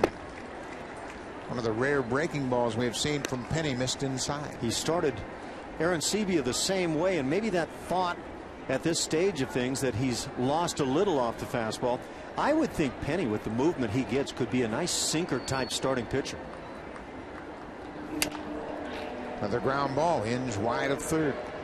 Another quick inning for Brad Penny.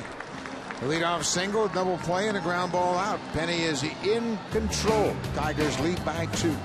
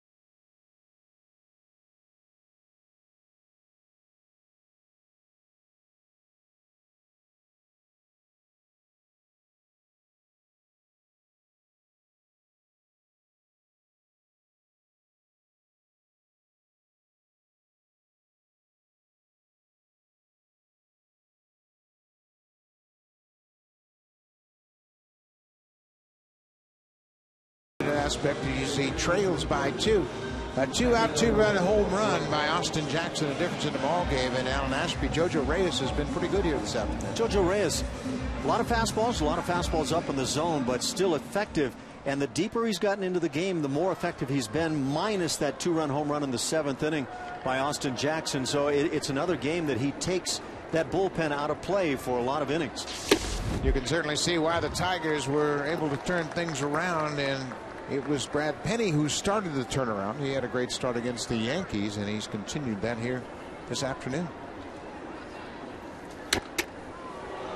Miguel Ordonez with that backswing caught J.J. Arcidi on the back of the helmet, and that's why the catchers, if they don't wear that hockey style mask, they'll put that batter's helmet underneath that catcher's mask.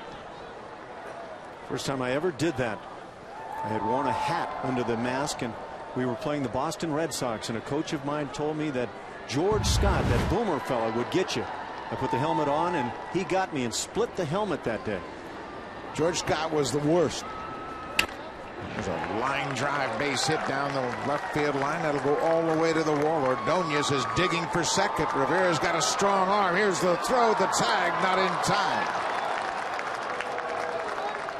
Miguel Ordonez with the leadoff double here in the 8th. Rivera's strong throw, but just a bit offline. Curveball starter, but he leaves it up, and it gets drilled. And now as an outfielder, most of the time you're trying to hit the cutoff man, but when you've got nobody else that can move up, just go ahead and launch that throw as best you can at the bag.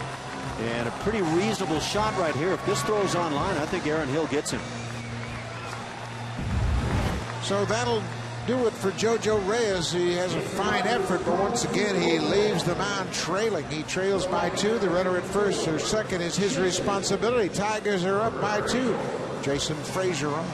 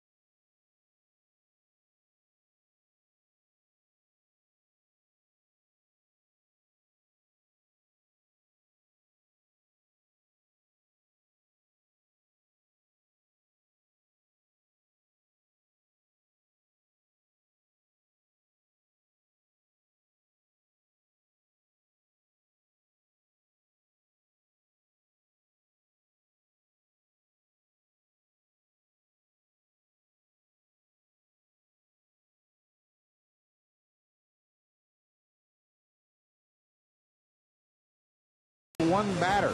He leaves with a runner in scoring position at second. He gave up the leadoff double to Miguel Ordonez and will turn things over to Jason Frazier. Frazier worked in Friday night's game at 2/3 of an innings. Pitched, he struck out a batter, just faced 2 batters and threw 7 pitches. So he is well rested and ready to go.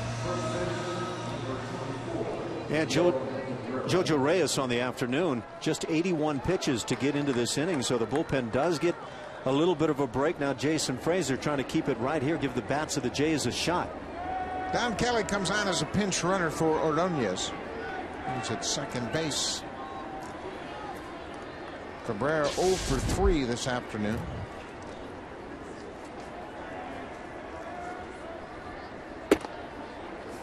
Frazier missed inside with that good fastball.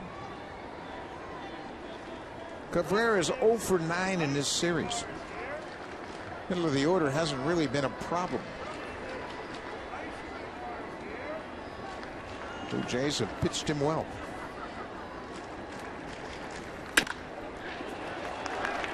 Base hit into center. Patterson comes charging hard. The throw is offline, and Kelly comes in to score the insurance run. Extra run here in the 8th. Hard to keep him quiet for an entire series, and Cabrera delivers in a situation he's used to delivering in.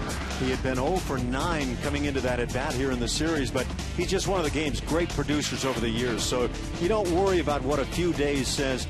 He is going to be among leaders, and time again he'll wind up on top. Watch this great swing. Fastball trying to get in on him, but he can shorten the length of that swing with the very best, and he gets the barrel to it. What is it about guys like Cabrera that are able to elevate their game with runners in scoring position? I think they just believe. I think they know how to do it. They know how to hit all pitches. And again, you see that shortened swing on the fastball right on the hands. He is just quality in terms of being an RBI man. Victor Martinez batting left-handed for the first time this afternoon. He's 1 for 3. He has driven in 1 and scored a run. That's a big extra run the Tigers have added here in the 8th with Brad Penny throwing the ball so well.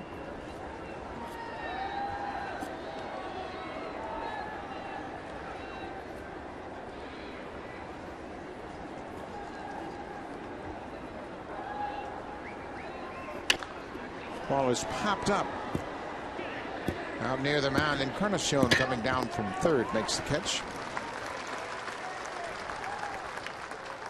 The line on Jojo Reyes is now complete.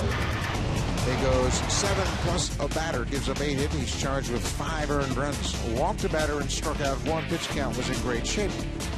But he will now have gone 25 consecutive starts without a win. A couple of starts back when he gave up the 6 unearned runs. No earnings in that game. I felt like maybe the line favored him. He didn't pitch quite as well. Today I felt like he pitched better than that overall line says. The 5 earnings against him, he was pretty solid.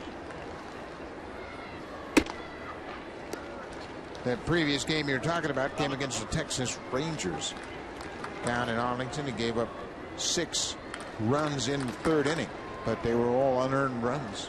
I believe it was Encarnacion making an error in that inning, setting up the 6 unearned runs, but really one error says that probably the pitcher factored in then at that point, just unable to get the job done.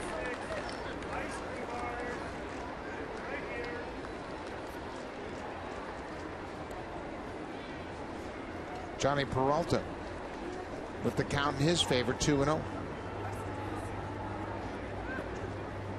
Cabrera on first, his first base hit, drives in a run here in the 8th.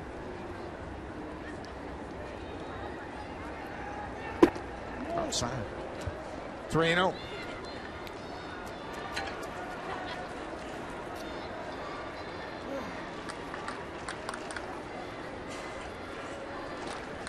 Tigers bats have done a number here in these last 2 games.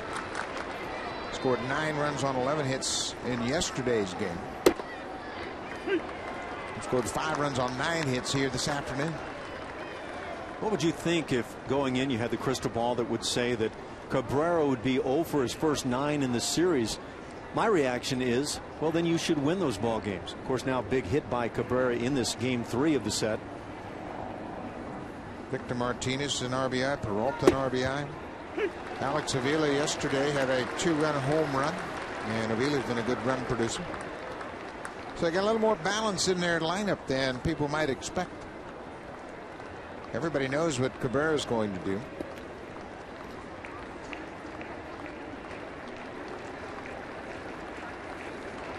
Full count, 1 out.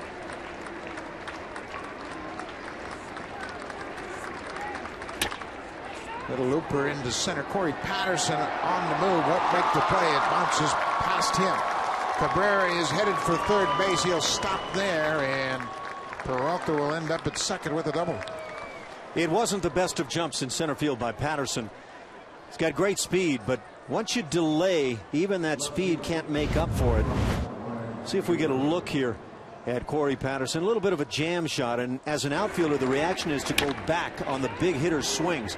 You saw Patterson holding back momentarily, and then as he comes on, it sets up the extra bases. Tried to slap at that ball to keep it in front of him, and it bounced past him, and Rivera was there to back him up and keep Cabrera from scoring. So it's second and third, one out. That'll force the infield in. Brian Rayburn 0 for 3 this afternoon.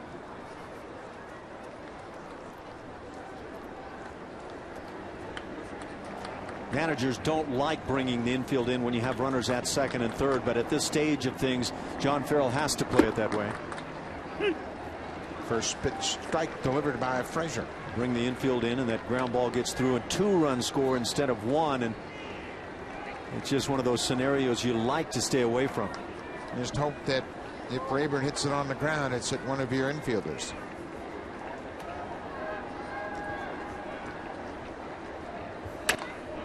Popped it back out of play. The one thing that the infielders have to their advantage is that Cabrera's at third base, and he doesn't run well, so the infield is kind of halfway, not really on the edge of the infield, if you will. And if Rayburn hits it sharply on the ground, they still have the opportunity to go home. Yeah, I think that's a great point. And I doubt that the Tigers would even, in a 5-2 lead right now, send Cabrera on first sound there off the bat. I think they'd probably wait to see the ball through the infield. Foul tip held on by Aaron Sebia. C.B. Buckner calls him out at the plate. With 2 outs here in the 8th, let's check in with Jamie Campbell for another update. Right fielder, number 57, Casper Wells.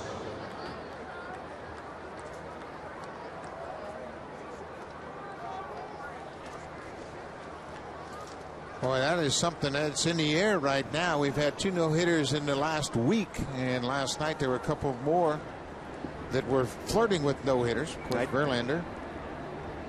Night before last, we heard a couple flying out there. Jaime Garcia of the Cardinals. Derek Lowe of the Atlanta Braves took a perfect game into the 7th. Seems like the last couple of years the pitchers have been dominating the hitters. We've had a 16 strikeout game already. Last year Brandon Morrow had a 17 strikeout game. Complete game 1 hitter. In that vein, 6 no-hitters last year in Major League Baseball, a couple of those perfect games. Casper Wells with 2 out and runners at second and third. There's a pitch on the inside corner. Yeah, we got one, and this one at the knees as well.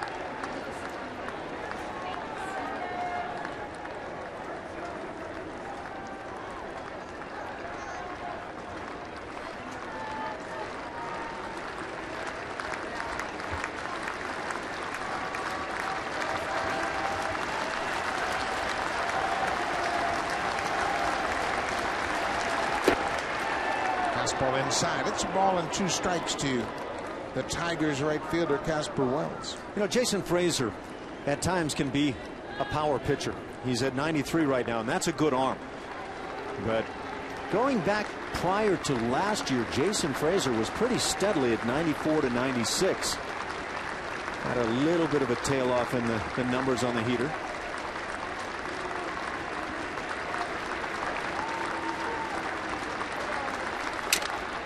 Broken bat.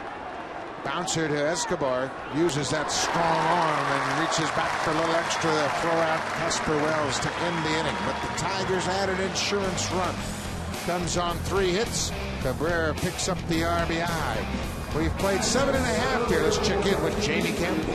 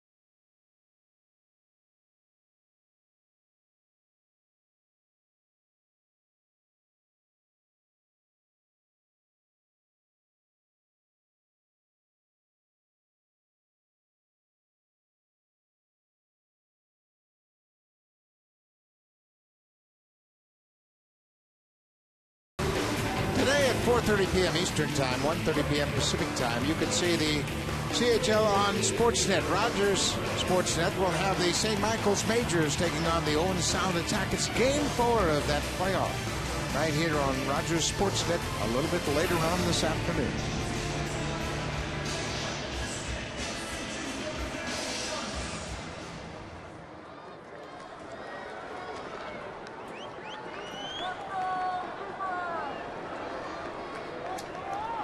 Brad Penny comes out to start the 8th inning. It'll be 8-9-1 for the Blue Jays. David Cooper cuts on the first pitch, hits it to Cabrera, who tosses to Penny, covering the bag. 1 pitch, 1 out here in the 8th. Well, Brad Penny has been on a roll. I mentioned coming into this game, he had pitched 3 straight games of 6-inning ball or more. And Victor Martinez is out to give him a little breather after he sprinted over to cover first base.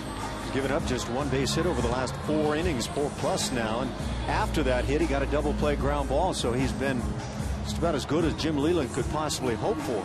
And that's exactly what Leland wants to do right now. Just sit on that bench and watch Brad Penny deal. Well, the starters have picked it up for the Tigers. The bullpen has been a struggle to this point on the season.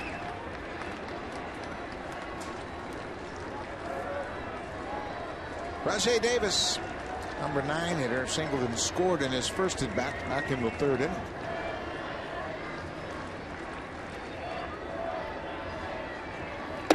The Tigers were losers of 7 straight the last time Penny went to the mound, and he beat the Yankees in the first of a 4-game series at Comerica. That ended their losing streak, and then they would go on to take the final 3 games against the Yankees in that series. But it's all about starting pitching out. I don't care who you are, and of course we've seen that example played out here in the American League East with Tampa Bay. They got off to a 1-8 start, and they have really stormed back behind their starting pitching.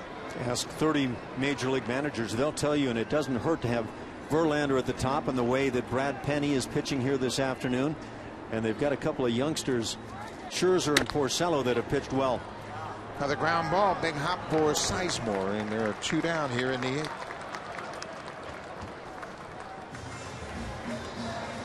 When you look at the AL Central, the Indians, Royals, and Tigers, Kansas City, kind of an upstart to their season, and of course the Indians at 22-10. The Indians are going to get another starting pitcher back. Carlos Carrasco is due to go back into the rotation on Wednesday, and that's even more bad news. Justin Masterson has pitched very well, but I think the Tigers have the depth in the starting rotation that nobody else in the division can match up to.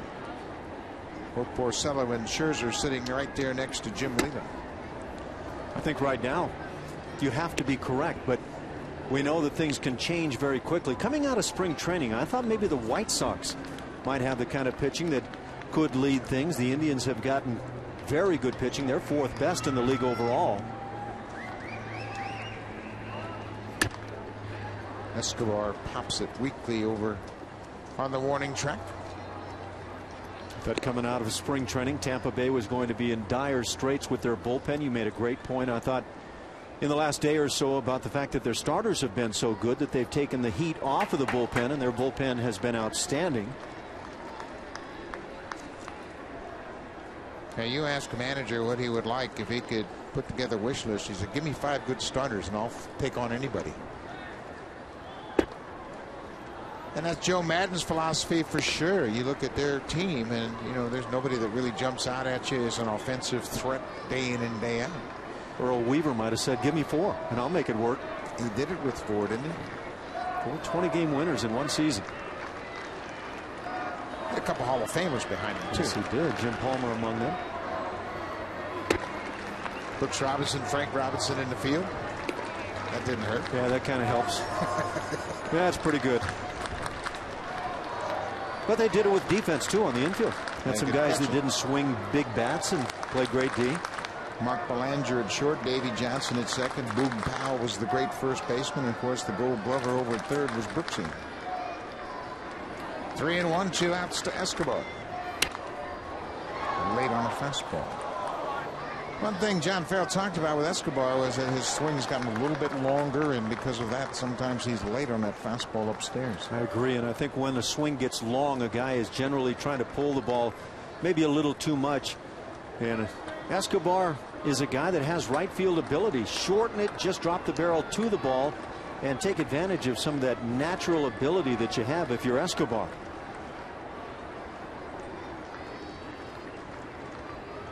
Full count, 2 outs.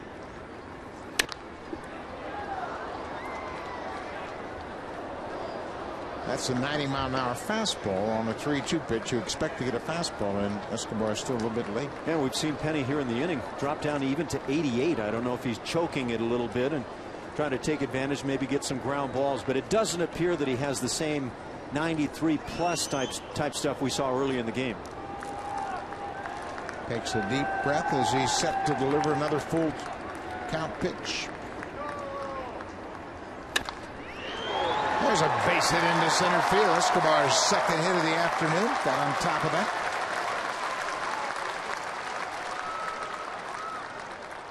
You got to have 4+ guys swinging it well to consider picking up a nice winning streak. Escobar is needed. You see that great stroke, and he doesn't try to pull this ball, just drives it back up the middle. That's gorgeous. So Escobar is aboard with 2 outs. Jim Leyland has popped out of the dugout. He'll take the ball from Brad Penny, but he gets a good start from the big right-hander. The Tigers lead by 3 with 2 outs here in the 8th.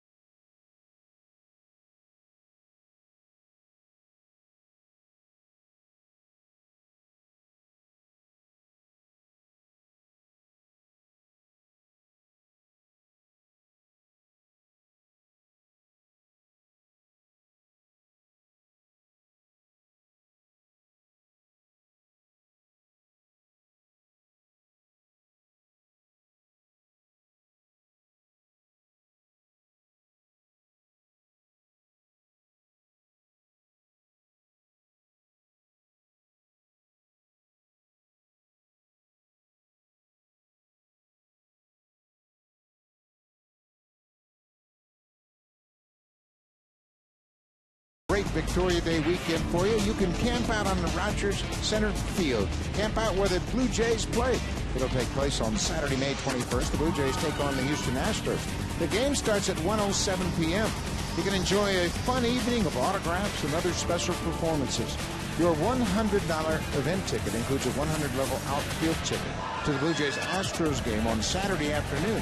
Visit bluejays.com/campout for more information. Daniel Schlereth, one of the 2 left-handers in the Tiger bullpen, comes on to face Corey Patterson. Chances are this is a 1-batter appearance for Schlereth. There's a big bat standing on deck, and he'd love to come to the plate here in the 8th inning. Jose Bautista.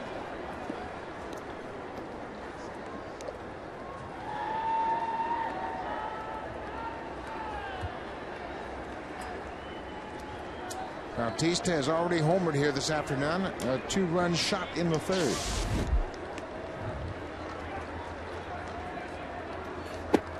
Patterson shows bunt and takes a ball. Breaking ball first pitch. If you're wondering about the options afforded to John Farrell in terms of right-handed bats on the bench, a shortened bench because of the extra man in the bullpen.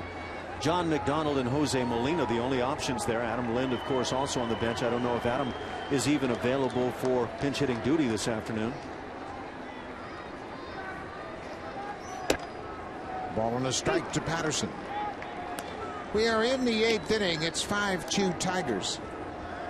John Farrell Not many options when your bench is thin and your slugging first baseman is down with a stiff lower back. Patterson hits a ground ball. Sizemore comes after it, flips it to second for the force out. Daniel Schlereth comes out of the bullpen and closes out the 8th inning. We will go to the ninth. Brad Penny in line for the win. The Tigers are up 5-2.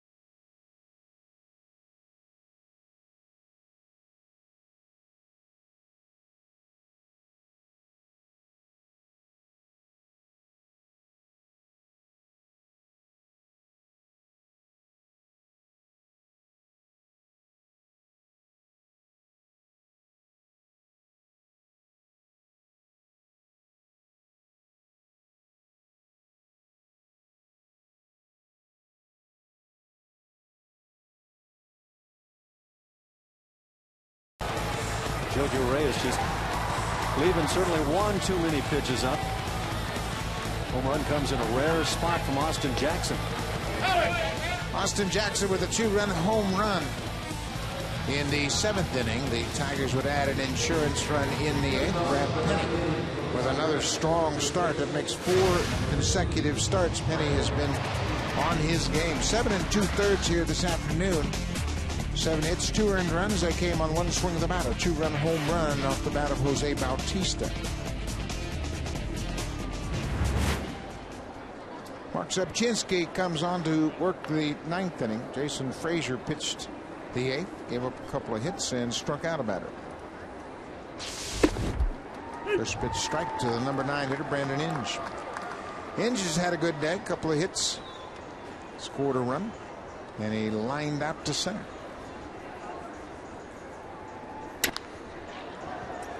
Off the end of the bat, it's a lazy fly ball into right. 1 up, 1 down here in the 9th. Zebchinski certainly is settling in to that bullpen very nicely. This is a guy who I'm sure wanted to be a starting pitcher back in the spring, but he's taken to this role extremely well. Sure has, and he has the weapons, and now that he's gained the confidence to throw that sinking fastball to right-handers, he's equally effective against them. There's a good sinker there that just missed down. Here's the guy that's done the damage today, Austin Jackson, a 2-run home run in the 7th. That broke a 2-2 tie. Just home run number 2 for Jackson. He also had a single to start the game in the 1st.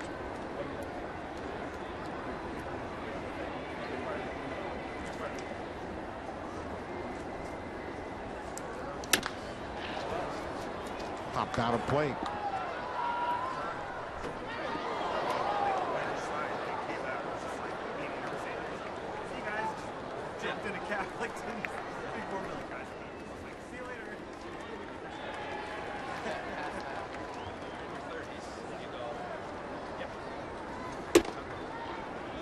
Three and 1. Big Jose Valverde loosening up for the Tigers. He has 199 career saves.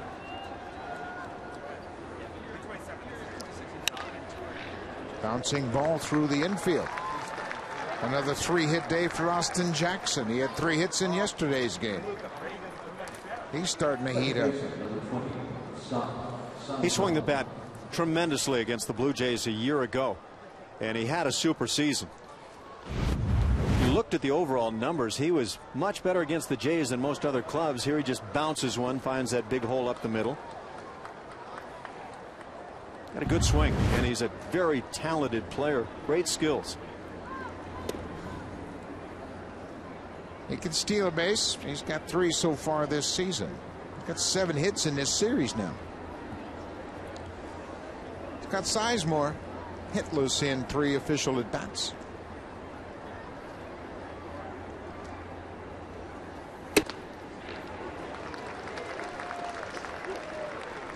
Back to Austin Jackson. He came into the series hitting just 190, so he's starting to feel it.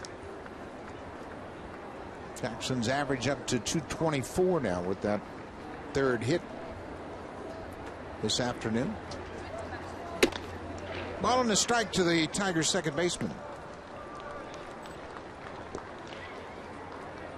Scott Sizemore was leading the International League in hitting when he was called up from Toledo.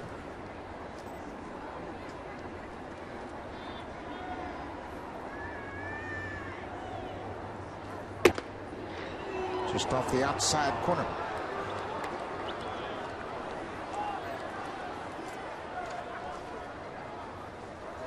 The Tigers are trying to get to 500. And a tough start to their season. They are 16-18 as we speak.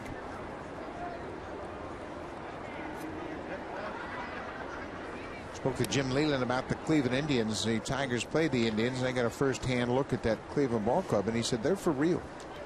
Got a good offense. Grady Sizemore is back. Travis Hafner is healthy. Shin-Soo Choo, the right fielder, is a very underrated player.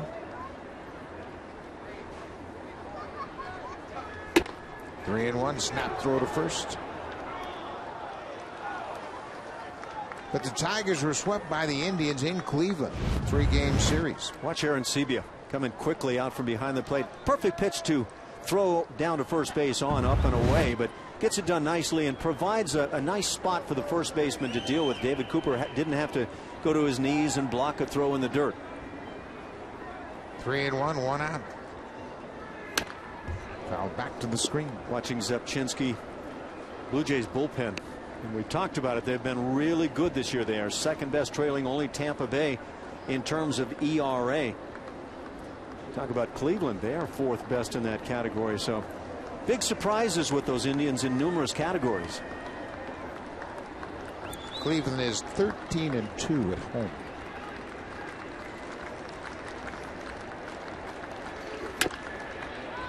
Well, you'd love to say the home crowd brings that on. The Indians have seen diminishing, dwindling attendance, and so they're trying to bring them back with some good play at home. Well, Manny Act is a pretty enthusiastic young manager, and he's always positive, and he's got those young guys believing this can continue. Another full count pitch. 5-3 count. C.B. Buckner rings up Sizemore on an inside fastball.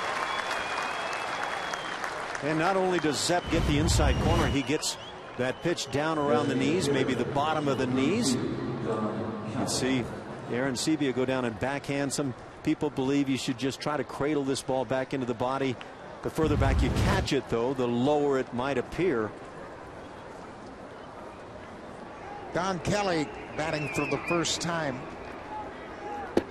Kelly came on as a pinch runner for Maglio Ordonez in the 8th inning. Ordonez led off the 8th with a double.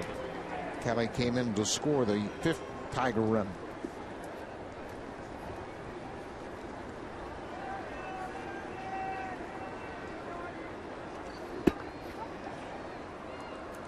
You see Aaron Sebia once again on a pitch in the dirt, and that's the fastball.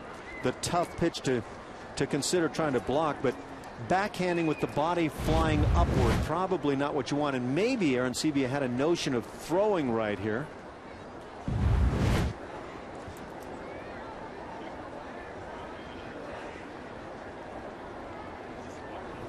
Jackson has shown no signs of wanting to run at first. I don't know if it's the left-hander that is keeping him close to the bag. Doesn't seem very comfortable against Zepchinski. I wouldn't say Zep possesses a great move in that direction. Right now he's having trouble finding the strike zone. 3-0 to Kelly. These are the hitters he's supposed to dominate, the lefties.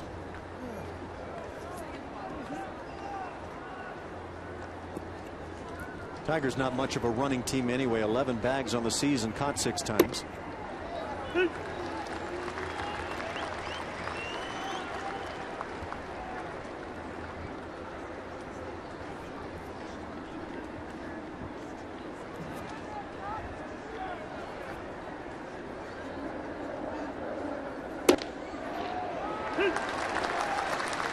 Three balls and 2 strikes, 2 outs. Well, now you see him run, and David Cooper is walking toward the mound. You see Zepchinski nod right there. He's gotten the information that Cooper will be right behind the runner.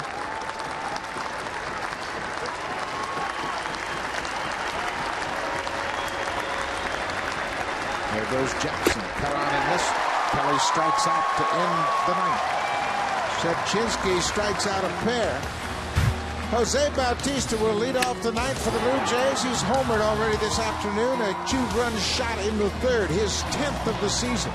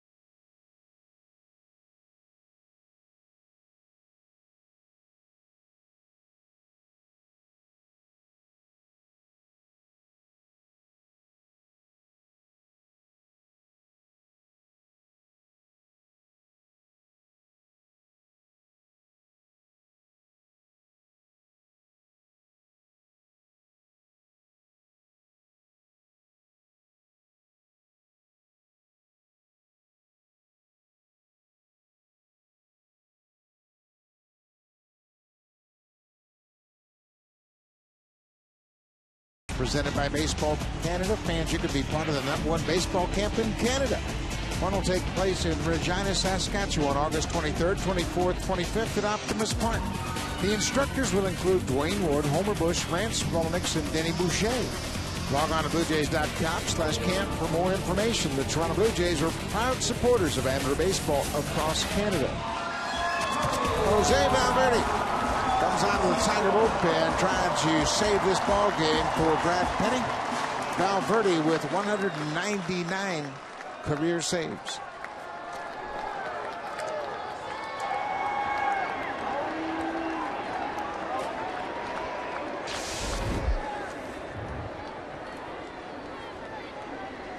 Jose Bautista set an inside fastball.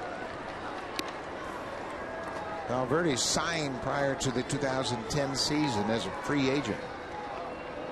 Started out in the Diamondbacks organization, went to Houston in 2008.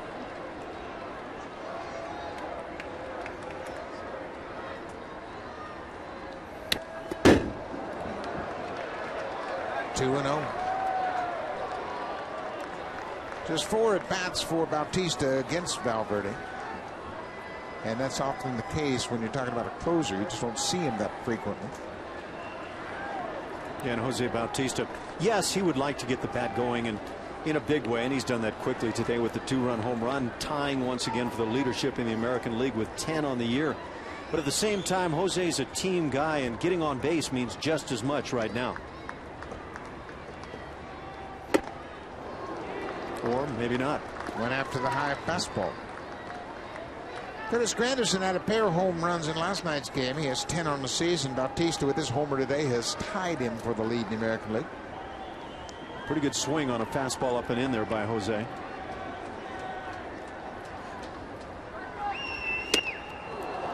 Chased one a little bit higher, 2-2. You see the numbers, 92 on that fastball, but the type of life where you can just see it running up and over the bat.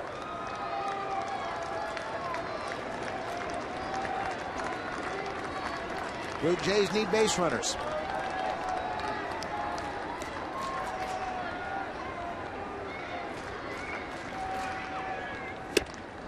Valverde strikes out Bautista to start the ninth.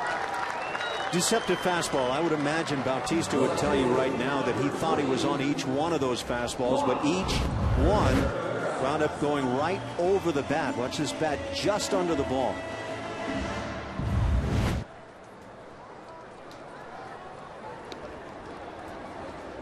Valverde's 33 years old. This is his second season with the Tigers.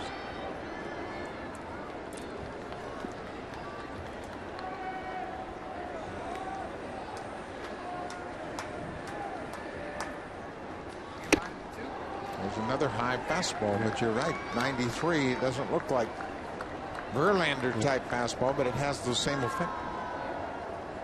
See the arm angle a bit under the baseball, little Dennis Eckersley like, where you get that. Some cases guys get the sinker, others like Valverde here gets that running action.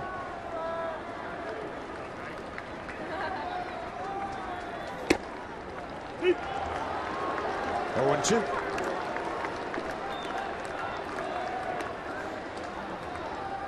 Valverde 6 for 6 so far this season. This is his 15th appearance.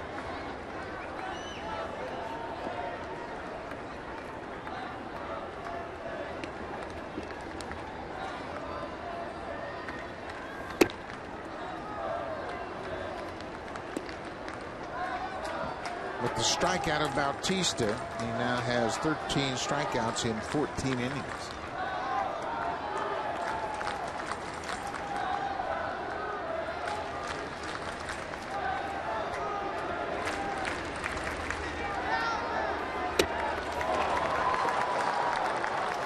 Back-to-back strikeouts here in the ninth. It's this one well out of the strike zone, but again, from that hitter's perspective, it's a different story. You don't have the luxury of sitting back in your easy chair and saying, well, I'm not swinging at that thing. You see it early. It looks like it might be in the zone, and it just keeps riding. Very short arm delivery from the animated Jose Valverde. Nice little dance step. Dancing with the Stars coming soon. 2 outs. Aaron Hill will try to keep the Jays alive here to the 95-mile-an-hour fastball. Hill's had a hit in his return to the lineup. There is a chance tomorrow that the Blue Jays will have Bautista, Hill, and Adam Lynn back in the lineup. Sometimes you have to look for good news in tough times, and it is a little bit of tough times for the Jays right now, sinking under 500. But you get those guys back together, and hopefully at some point Travis Snyder, who's hitting 500 on the minor league level, and you never know, this offense could become dynamic as we saw on opening day. Blue Jays has scored 13 runs in that opener against Minnesota.